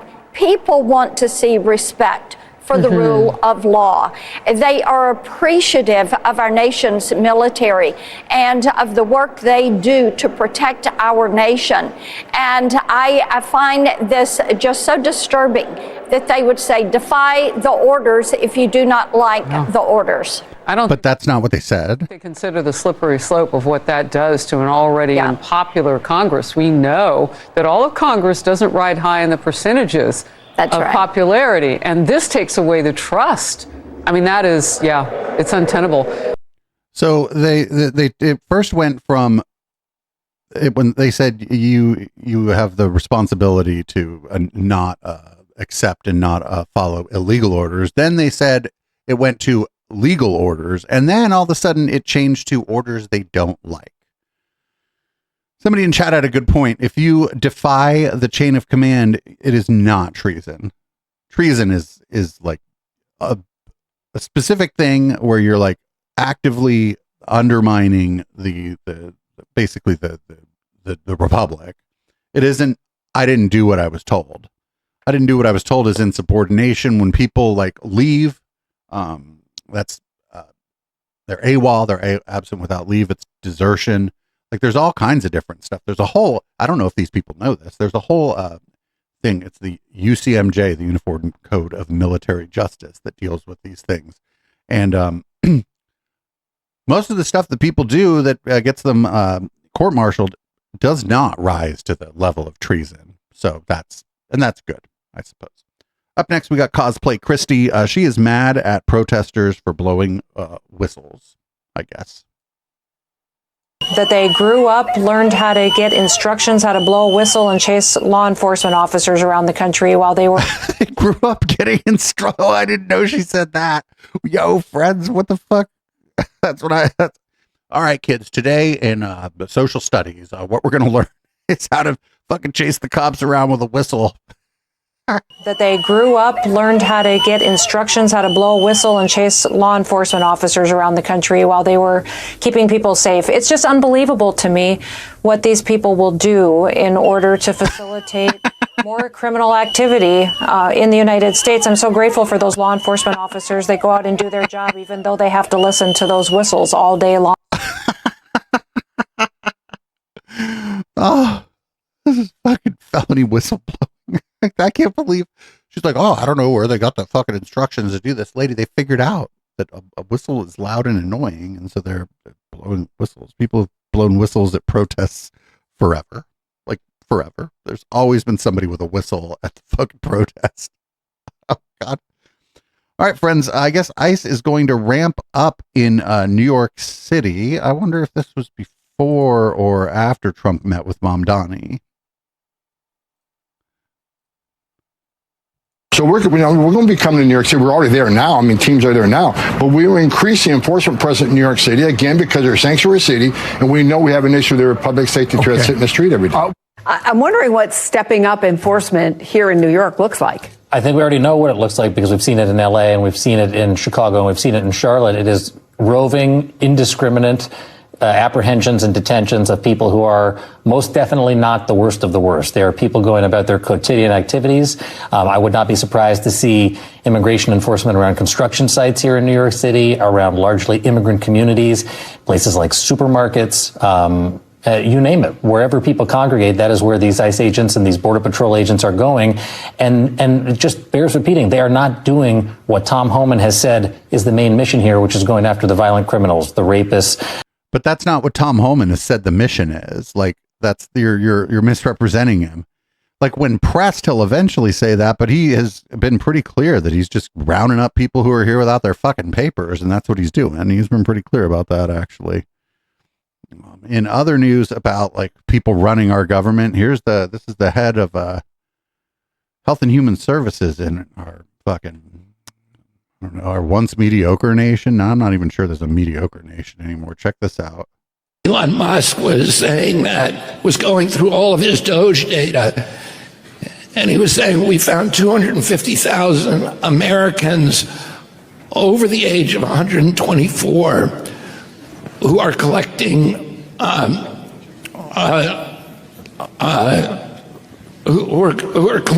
collecting Social Security, or collecting workers' compensation. He didn't even know what. He was like, fuck, which lie am I supposed to tell right now? So somebody looked into this, and it's basically, there's some like stuff in the database, like when people age out or whatever, and they're, for some reason, they're still in the database, they set their birth date to whatever year would make them 124 years old.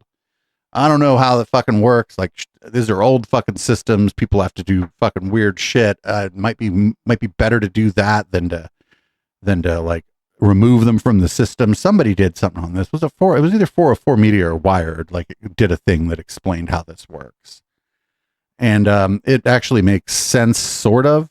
I don't know enough about it, but it, like, clearly the implication here though is that somebody else is collecting that money, but there's no evidence that anybody's being issued a check who is 124 or older. Oh, this is fun. Here's a tiny dancer, Ben Shapiro.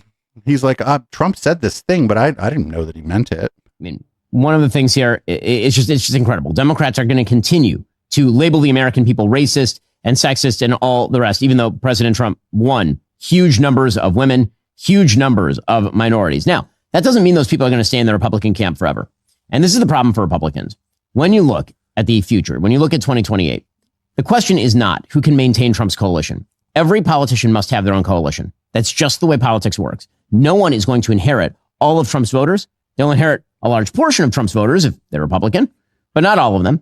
And you need more votes than President Trump won in this last election to win the next election, because the voter base grows in every single election by a few million votes.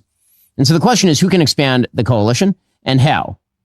That is the main thing that Republicans should be focused on when it comes to 2028 candidacies. Who can win? Who is capable of winning? Perhaps it's J.D. Vance. Maybe it's someone else. We don't know yet. Right? It's very, very early. One bad indicator for Republicans, Harry Enton is pointing out that President Trump's poll numbers among Latinos have taken a serious nosedive. That is largely because of the coverage around immigration. Again, when the president said deport all the illegal immigrants, I never thought that he meant that literally. I don't. What, Ben? Was it a metaphor? This is dumb.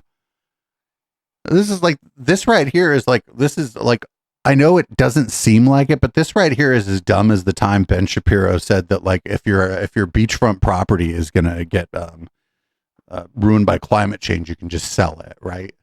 Famously, Harris H. Bomber guy said, who, Ben? To Aquaman?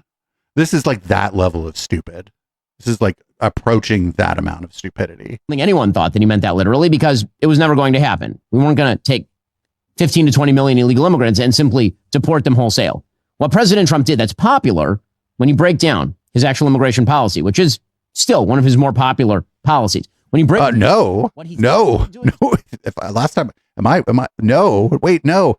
Isn't he underwater with like, or nearly underwater with Republicans now on fucking immigration?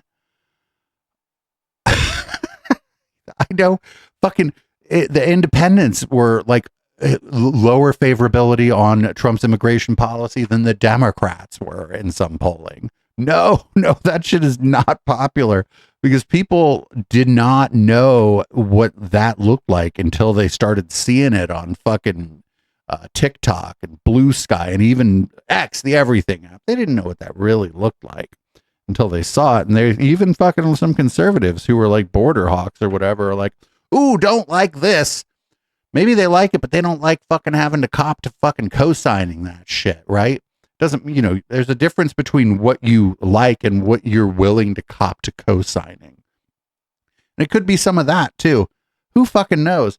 But Ben Shapiro is, sometimes he just is the dumbest fuck, one of the dumbest fucks walking the planet.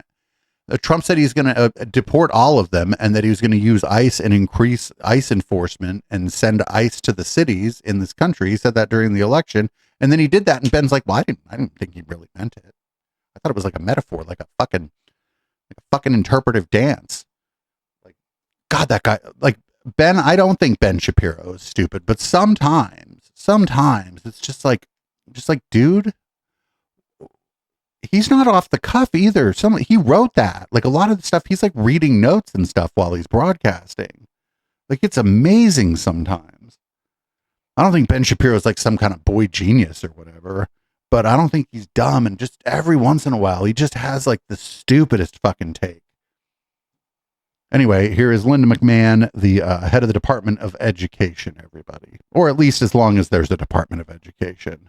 One of the biggest criticisms and concerns is that if you are successful in what you call this proof of concept and ultimately dismantle the Department of Education, what is going to happen is an even more complex bureaucracy that will make it harder for families to find the resources when they need help. What do you say to that? They will just go directly to the agency that is handling the particular issue that they are looking to get answers on, and I don't think it will be any more complex than trying to get those answers from the Department of Education. I think they'll be better served because they will know exactly where the answers lie, which agency to go to. So I don't have any worry about that at all. So this is all actually kind of bullshit. Like the whole discussion here. It's not great that the Department of Education, that they want to gut it or whatever, but the Department of Education is primarily just a check dispensing factory. They give grants to states and sometimes counties and localities for certain kinds of programs at the school, right? People don't go to the federal Department of Education to get answers about their students and the education that's happening in the country.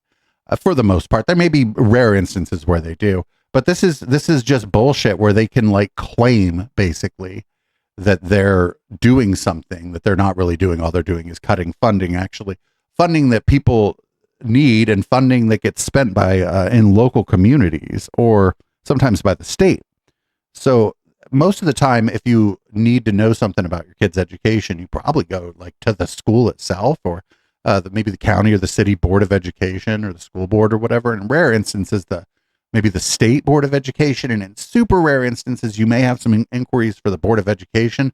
But I don't think the average parent has that. There might be school administrators who have inquiries to the federal education department or whatever. But they're just using this. This is all like they're trying to say essentially, well, we're cutting all the woke funding to the schools. That's what they're saying here. But they don't have to say that. They're like, this is some elephantine bureaucracy, when really all it is like a check factory. So like everybody's kind of wrong on this one. It's not good because the federal Department of Education does in fact fund programs for like kids with disabilities, programs in like neighborhoods that are economically struggling, and backstops some of the states, a lot of the states that these people think are the good states or whatever. They backstop a lot of the red states as far as the state education goes. But they're not like intimately involved in the day-to-day workings of education in this country.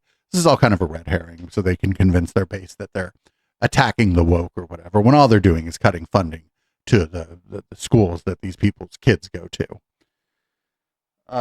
So up next, you know how women be buying shampoo? Well, that's sort of like what healthcare is. I don't know. That's just, I can't explain it. Maybe Brian Kilmeade and his guest can. By giving the patient the money herself, though, she becomes a wiser consumer.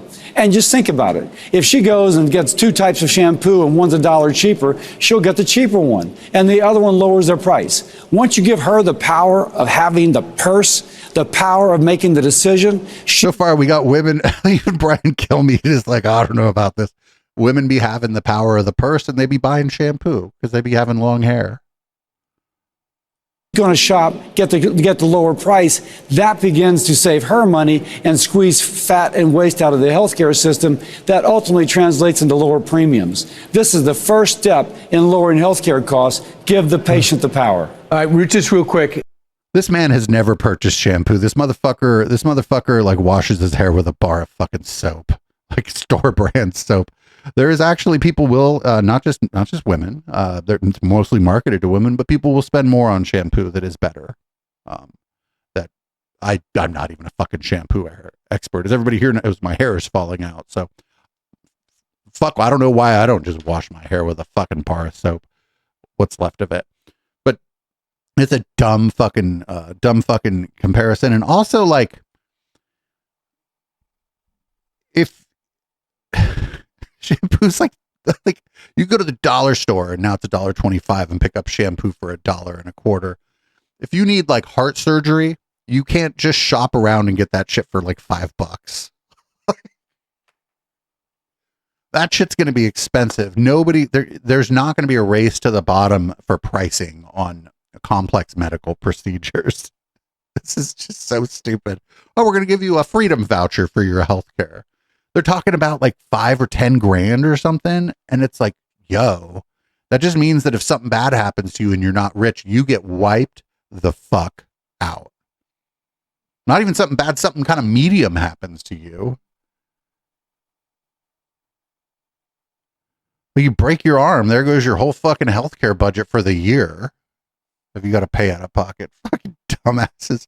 But it's like shampoo, everybody. And you know how women be buying shampoo. Also, this is great too. Did you know that actually we're going to go to war in Venezuela, and because you know what's going to happen to the price of gasoline? Because you know what happens if we go to war with countries that produce and sell gasoline. You know historically what's happened, right? Your price at the pump, it's always gone down. I am very confident about job growth and the momentum that we've got for next year. And I think what it is going to take is for people to see, the president has done, I keep saying peace deals, trade deals, and tax deals.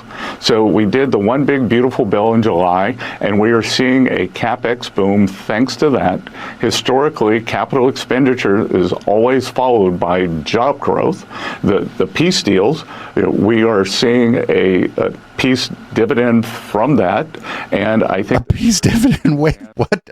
This is fucking voodoo ass trickle down economics. Capital expenditures do not always correlate with subsequent job growth. Everybody remember the first fucking tech boom? Right before that fucking bubble bust, capital expenditures by companies, famously Pets.com, were off the charts, and whoopsie poopsie, job growth actually did not follow. The financial collapse after that in 2007, 2008, capital expenditures by financial institutions were off the charts, and then whoopsie poopsie, we did not see subsequent boom in job growth, actually. That if something happens with Russia, Ukraine, if something happens down in Venezuela, that we could really see oil prices go down even more, and oil and... Something's already happening in Venezuela. Down substantially under President Trump, and that is really the key to affordability is lower energy. So energy goes into food prices, and then, or the third part, I am very gas prices just kind of always historically have just kind of ebbed and flowed. Like they go up, they go down, they go up, they go down. It doesn't seem to matter who the fucking president is. Like this is dumb shit. I don't know how cheap gas is. I ride a bike everywhere, but like there's the idea that like gas is at some historic low just because this guy says so. And also, like, not for nothing, what we're doing in Venezuela is going to actually disrupt global oil markets. Anytime oil markets are disrupted, be it through the price of a barrel of oil going up, or just your gas station or the companies that own the gas stations being like, well, people think there's uncertainty about gas prices, so we're going to raise the price here. A little bit of profiteering going on. Whatever happens, anytime there's a war or the United States starts bombing some country that has oil, the price at the pump goes up. It doesn't go down. That guy's just dumb as fuck. So I guess we're also going to, we're thinking about military strikes on Mexico or something, but don't worry, we're going to give them 2 weeks to, I don't know, do what Trump says, whatever the fuck that is. Trump also said, speaking of Mexico, that he would be okay launching strikes in Mexico to stop the flow of drugs. What was your response to that? My response to that is we need to pick up the phone and call Sheinbaum, President Sheinbaum. She's got protests in her own country now. Her people have finally woken up to the fact that she may be involved in this too. Look, the cartels that control the northern part of Mexico not only have been shipping this poison and facilitated the shipment of this poison into the United States, but also help with the mass migration of millions of people into the United States. Her government is no friend of the United States, and yes, her hands are dirty too when it comes to the killing of American citizens.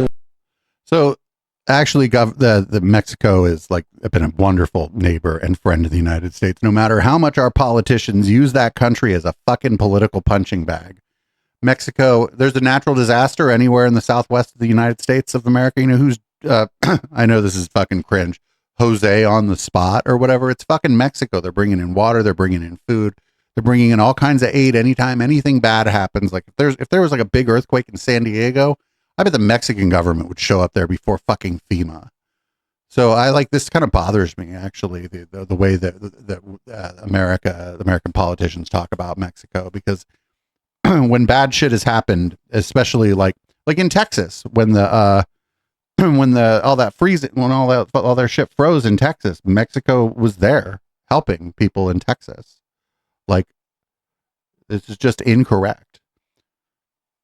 When they say Mexico's mean to America, I think they just mean that the president doesn't kiss Donald Trump's ass. So anyway, I hope we don't invade Mexico, because I will, I don't know, I guess I'll join the Mexican army. Fuck it. I know that's treason probably, but whatever. Everything's treason these days. Everything's treason when Donald Trump's the president. Here's AOC just talking a little bit about, we were talking about capital expenditures a minute ago. Well, here's AOC talking about AI and the bubble that many people think is going to burst. So the entire U.S. economy growth can be tracked down to 7 companies and their AI growth specifically. At least 40% of economic growth this year is attributed to these companies alone, and 80% of stock gains this year came from AI companies. But people are justifying these levels of investment because of the promises that the CEOs make that there will be a return on that investment. So for a company like OpenAI, their value is based on the expectation that they're going to figure out how to make a profit out of it. And they haven't. And so generating this increased human dependency that can be mined, because it's not subject to HIPAA, is that correct, Dr. King? Right, it's not subject to HIPAA. It's not subject to HIPAA. So people's deepest fears, secrets, emotional content, relationships can all be... I'm sorry, what? Did I... What do you mean it's not subject to HIPAA? Does that mean like if you fucking tell ChatGPT about your medical condition, okay, I guess that's not covered by HIPAA. But you think that shit's combing through people's medical records? For this empty promise that we're getting from these companies to turn a profit. And the reason I bring all of this up is because the exposure of this industry and this investment, I fear, has reached broad levels, potentially, of the American economy. When we're talking about 40% of stock growth in the United States being attributed to these companies in the AI sector alone, and that sector has not turned a profit, we're talking about a massive economic bubble. And when we've seen, depending on the exposure of that bubble, we could see 2008-style threats to economic stability. So I don't actually agree here because 2008, the shit was everybody's house. This is just, this isn't just like it would, like I live in the Bay Area. It would be a fucking tragedy in the Bay Area. But it wouldn't be the same style of thing like where everybody's like people would lose their homes, but that would be from like job loss versus like banks like collapsing and stuff. It's I don't think it would be the same or even the same like sort of like human tragedy as 2008 unless the government fucks up and spends your money to bail out fucking Mark Andreessen, which I think they would do actually. And that pressure is reflected on the extreme lengths that these companies are going to allow unethical human interactions with these chatbots. I say this because I want to say also on the record that should this bubble pop, and I say this for my colleagues here, should this bubble pop, my colleague from Massachusetts mentioned the level of AI lobbying that occurs here in Congress. Should this bubble pop, we should not be entertaining a bailout. We should not entertain a bailout of these corporations as healthcare is being denied to everyday Americans, as SNAP and food assistance is being denied to everyday Americans, precipitating some of the very mental crises that people are turning to AI chatbots to try to resolve in themselves. So somebody in chat mentioned people's 401ks, and I think one of the things we learned from 2008, and one of the things that I would suggest should have been done is I think like if people's 401ks collapse, the day before the crash, get everybody's 401k balance or whatever, and just write checks to make all the people fucking whole and let them reinvest the fucking money, right? Like just basically whatever the difference is after the crash. Because in 2008, with the money the government spent bailing out the banks, they could have bailed out the people who had the loans. They could have applied that to people's principals on their loans. The result of that, crazy enough, the banks would have still got their fucking money because the people would have paid off some of the principal on their loan to the bank that lent them the money. Now, in this case, fucking Mark Andreessen doesn't get his money back, but I think that if people's retirement, and I'd say up to a certain amount, like, right, if somebody's retirement fund is $10 million and they lose 8 of it, well, fucking tough titties on you. But you know, if somebody's got, you know, like a 401k or like some kind of pension or whatever that takes a bath on that. Yeah, you make, if it's like a teacher's pension fund, you make the pension fund whole. Let them like reinvest or whatever. But yeah, you don't fucking bail out Mark Andreessen and fucking SoftBank and fucking all these people. Fuck no. Fuck no. You know, it finally would be these people's turn to take a fucking bath. But that's what's never going to happen, right? We all know that's what's not going to happen. If this shit collapses, the government's going to fucking bail out all these companies and all the investors. Because that's just how they do. So, up next, we got two stories about the woke Pope. Here is America's Voice, America's Sunrise. I think this is on Bannon's network. And they're not mad. They do not like the Pope. Well, now that we're caffeinated, it's time to stay awake, not woke. And today we are focusing. Now that we're caffeinated, it's time to stay away from that woke. Fucking you get him, buddy. You get him, pal. The Vatican. That is where Pope Leo XIV just hosted a private meeting with Hollywood A-listers, Spike Lee, Cate Blanchett, Judd Apatow, all there, but noticeably not there. Conservatives like Mel Gibson, Clint Eastwood, Jon Voight, and James Woods. Yeah, they were. So of those people, only Clint Eastwood would have been considered to be invited, because Clint Eastwood, I don't agree with his politics, but he is in fact a brilliant actor and a very good director of films, actually. The other three are clowns. Were absent. The Vatican calls it cultural outreach, but the guest list says a whole lot about that outreach. In a new papacy, it's still defining itself. This, as the industry struggles and leadership shifts in Rome, this event actually raised one big question. Clint Eastwood isn't a Catholic. Or those people are all probably evangelicals or like that, right? Like that's a good fucking point. Somebody in chat just brought that up. Are these? I would imagine. Yeah, he probably invited celebrities who are Catholic. Is Spike Lee Catholic? Maybe. Spike Lee cool as fuck. Shaping the future of cinema and the church. Let's bring in Dr. Gina and David to discuss a little bit more. Dr. Gina, how do you see all of this? And the reality is, the people who weren't necessarily invited or weren't there, it does speak volumes.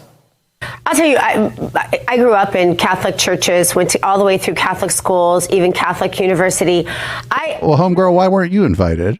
Just breaks for the good people I know who are Catholics who have had to endure now 2 popes in a row. I've lost count. Is it 3 popes in a row? All the popes since Pope John Paul, essentially. All the popes. We keep getting these woke popes. All the popes. Oh, there's one pope that said he likes black people and thinks gay people can get into heaven. Well, fuck them. What happened to the good old fucking? We should just. Where's the popes? Why don't we just do the Crusades again? What the fuck?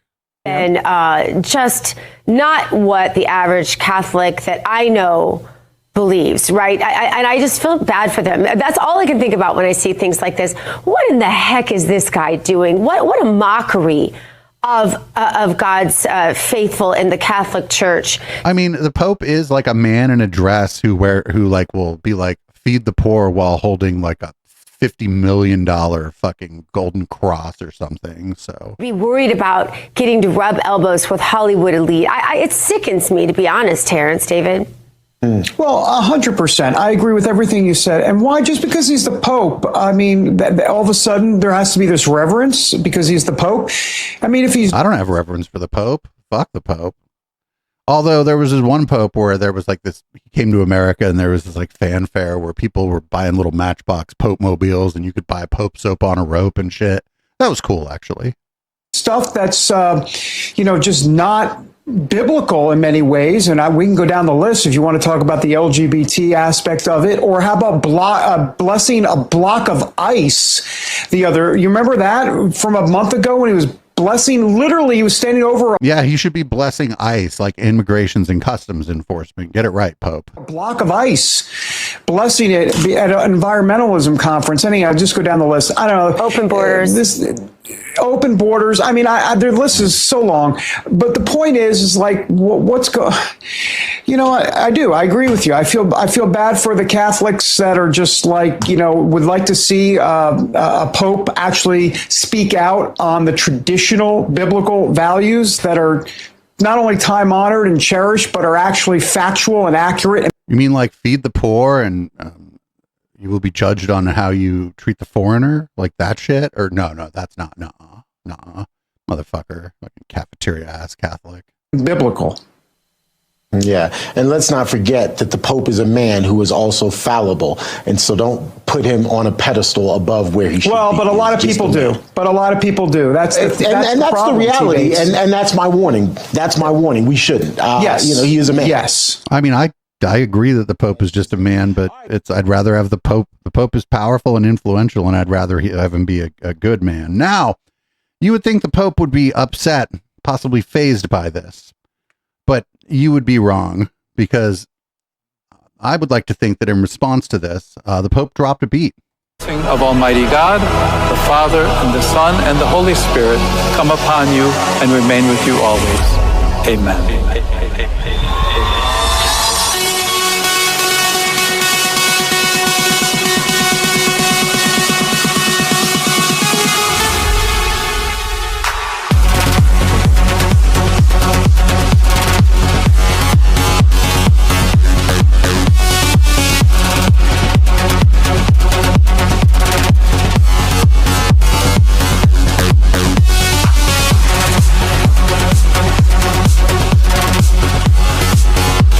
So I don't know. I feel like the Pope doesn't care, because is that the first Pope to ever drop the bass?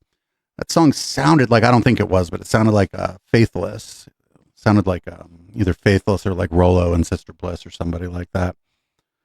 But yeah, the Pope was unfazed, dropped a beat. Now this week we're probably not going to do public comment after down ballot, just because like it's a holiday. So I figured we might as well get some public comment in during the show, the Sunday show, which is now the Monday show, which is also the name of a great podcast by Adam Todd Brown, but I digress. This is public comment from Williamson County Schools in Tennessee.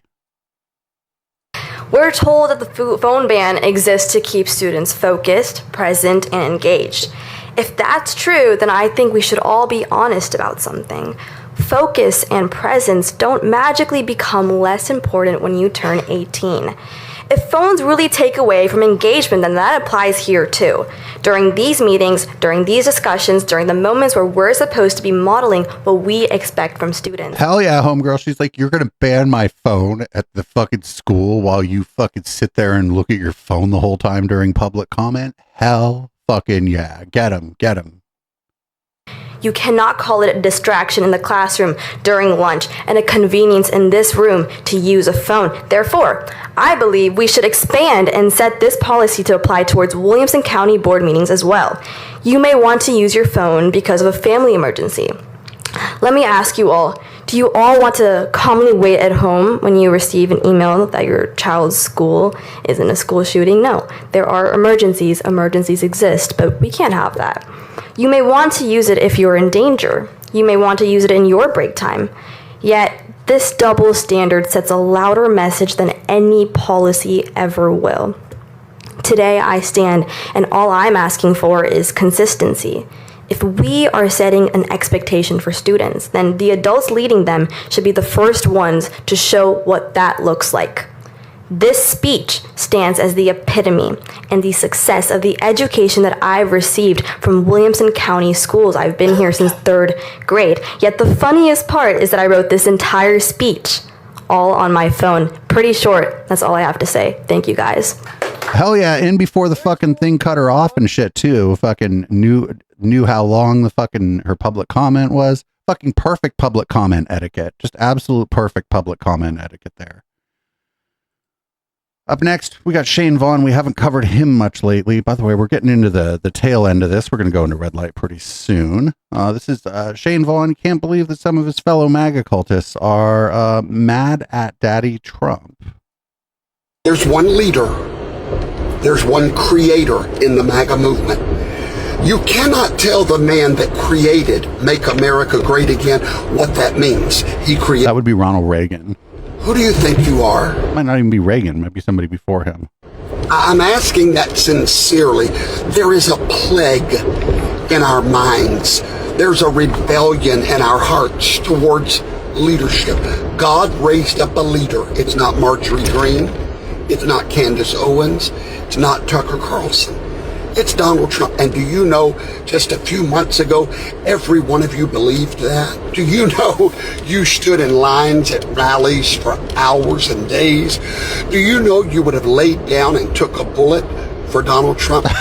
They did not stand in line for, nobody stood in line for hours or days. Now, all those people, remember all those people who got stranded at his rallies, though? Is that what he's talking about?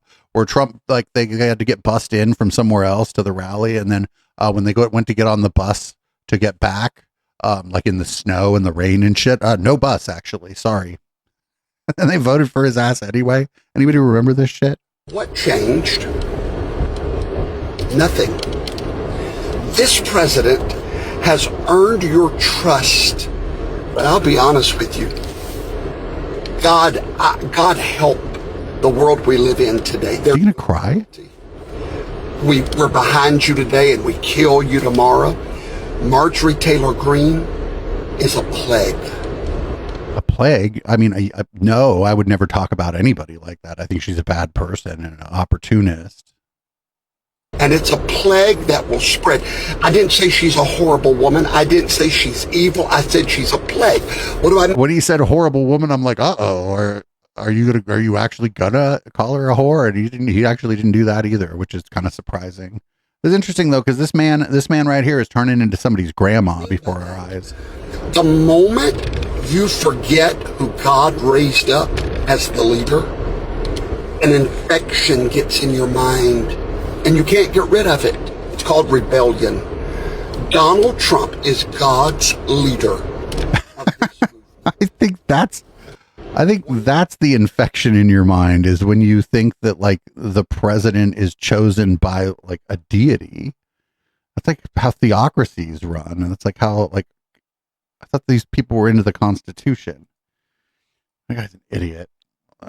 There wasn't a lot as far as like Christian batshittery this week, so that was the best I could do. So this guy's name is Ryan Nayhouse. I don't know who the fuck he is. He went on Tim Pool's show to defend Heritage Foundation and their endorsement of Tucker Carlson and, by proxy, little Nikki Fuentes. Little Nikki Fuentes is going to come up in red light, by the way. Shout out to Right Wing Watch.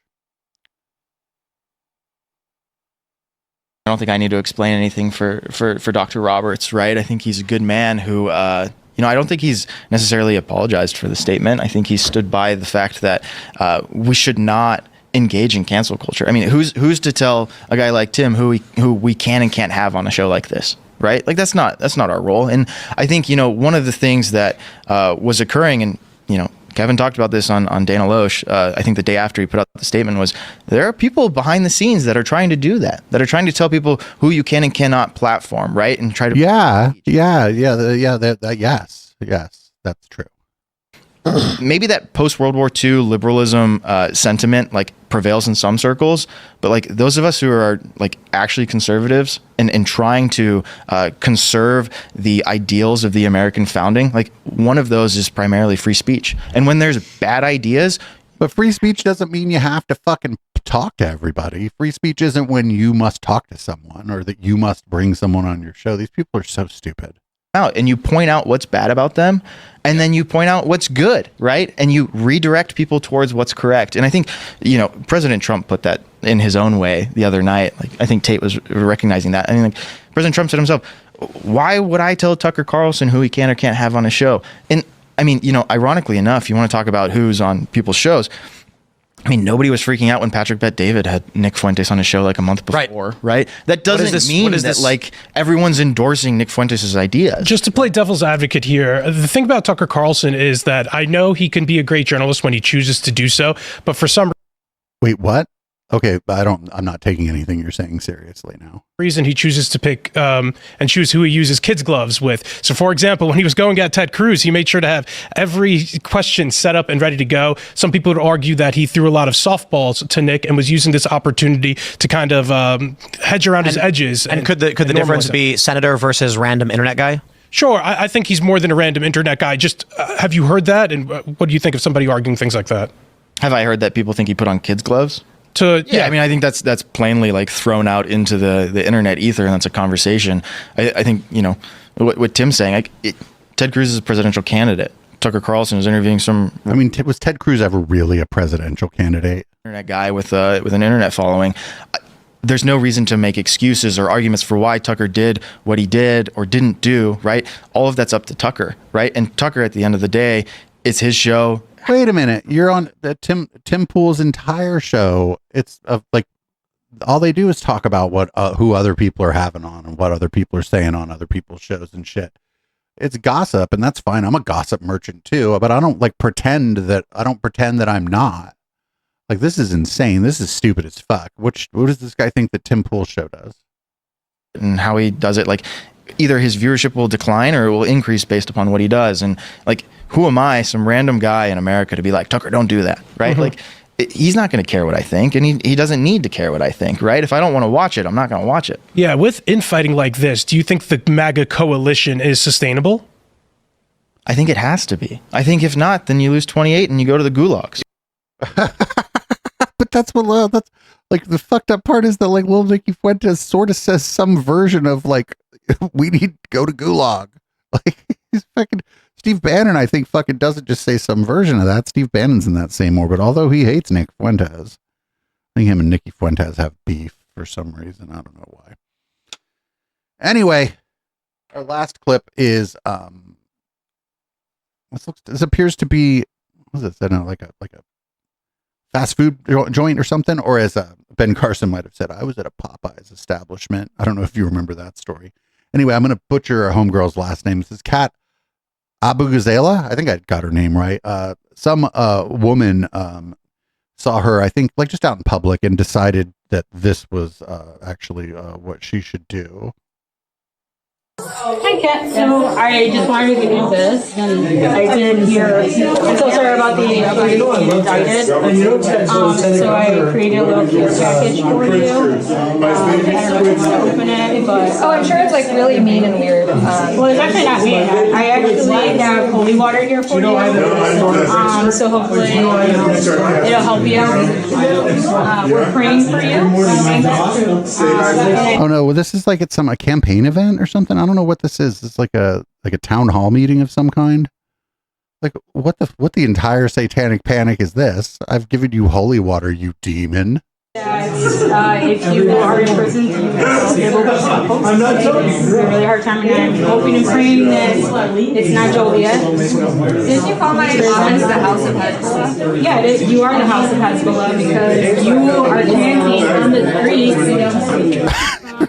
Oh God. To the sea. You are a jihadist. Are you okay? No, are you okay? You're the one that's not okay. You're the one that was indicted, not me. But anyways, I did include a few items of sustenance. There's cat. Oh no, cat, fucking go.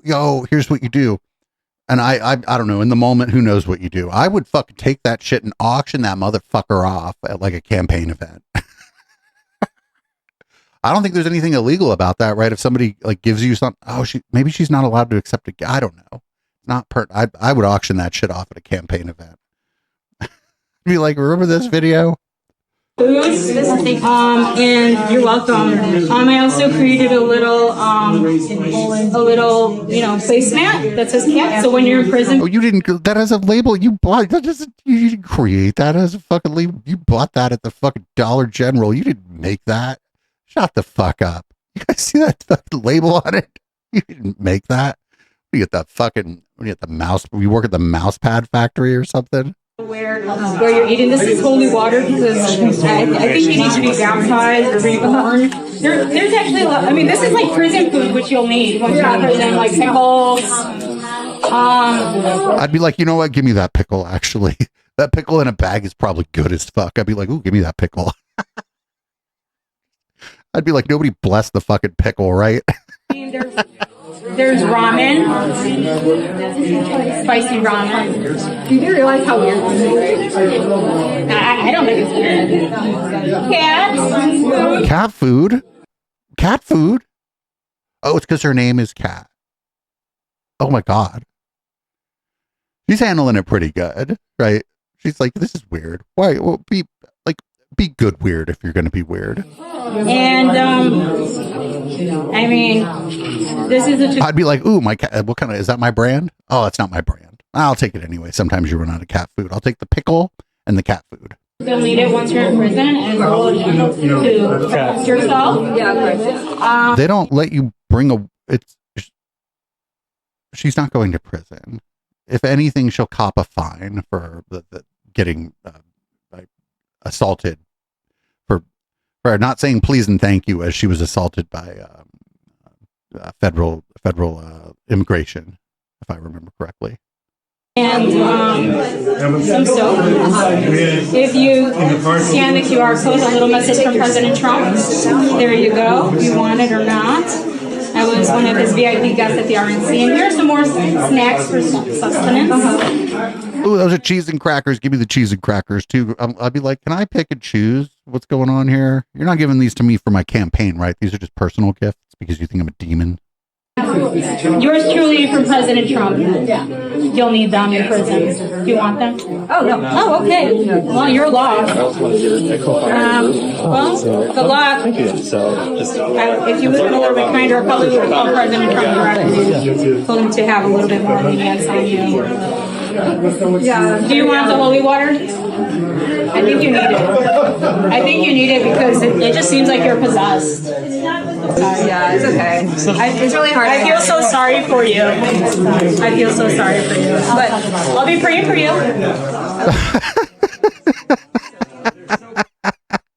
Oh, that lady. I bet even fucking like right wingers are like, okay, this is cringe. I would have taken that pickle though. I think I know what kind of pickle in a bag that is. And that pickle in a bag, probably not available in prison, but that is, I think I know what kind of pickle. That's one of them giant pickles in a bag. That pickle's probably good as fuck. Kind of wasteful though. Honestly, kind of wasteful to buy one pickle at a time. Yeah, I'm not into whiskey. Somebody in chat mentioned it would go good with whiskey. I don't know. Pickles and whiskey? I mean, I don't know. I have a friend who drinks whiskey. I'll ask him. I'll ask him if the pickle in the bag goes well with whiskey. Well, everybody. Oh, Kat has a Twitch channel. Fuck yeah. Everybody go follow Kat on Twitch. Don't offer her holy water. Actually, that's just used. That's just like a water bottle that's been sitting in Homegirl's van, right? For a while. All that fucking BPA that everybody's afraid of is soaked into that fucking water. She blessed it herself. Anyway, that's the end of the podcast part of the show. We went 2 hours, 11 minutes this week. So that is what it is. I've been trying to keep the non-red light portion of the show shorter, but this is what it is. So if you're listening on the podcast and you somehow got to the end of this horrifying shit, come check us out on Twitch sometime. That's twitch.tv/Echoplex Media. If you don't want to deal with the people here in chat, they're lovely, but maybe, not your cup of tea. Not your cup of tea. A lot of communists here, or so they tell me. You can get the entire recording of this show, including red light. You get it at eplex.store or patreon.com/Echoplex. My brain is fucking blanking on some stuff right now. Sorry. And I don't know, support this project. It's a listener viewer supported programming, and it's not gonna lie, it's been a rough year this year for us here at Echoplex Media. So your support going into the new year as we decide what direction to take with this project is greatly appreciated. And thanks to everybody who's already Twitch subs, patrons, members at the store, etc., etc., etc. Make sure you follow me on Blue Sky. That's Plex-Dave, and check out our what is that thing called on there? Like a starter kit on Blue Sky, because a lot of the people that hang out here in the chat, who you might be trying to avoid because they're communists, are on the Blue Sky starter kit. Plus, if you maybe are new to Blue Sky, you can find some fucking chill people to hang out with who aren't all like Blue Wave and I'm with her, but are still cool libs and lefties. So this is Boomers by Periscope. I have a bit of a cold, but I think I'm going to throw caution to the wind and have a few cocktails anyway. So I got to change the color of the lights in my studio. And by that, I mean studio apartment, not recording studio. And pour myself a cocktail and we'll be back. For Red Light this week, we have, we're going to begin in Shasta County with some voting news. And we have a clip of whoever the fuck Andrew Wilson is. And then we got some news about little Nikki Fuentes. And then who knows what might happen after that. See everybody. Oh, and if you're watching live, just hang out. I'll be right back.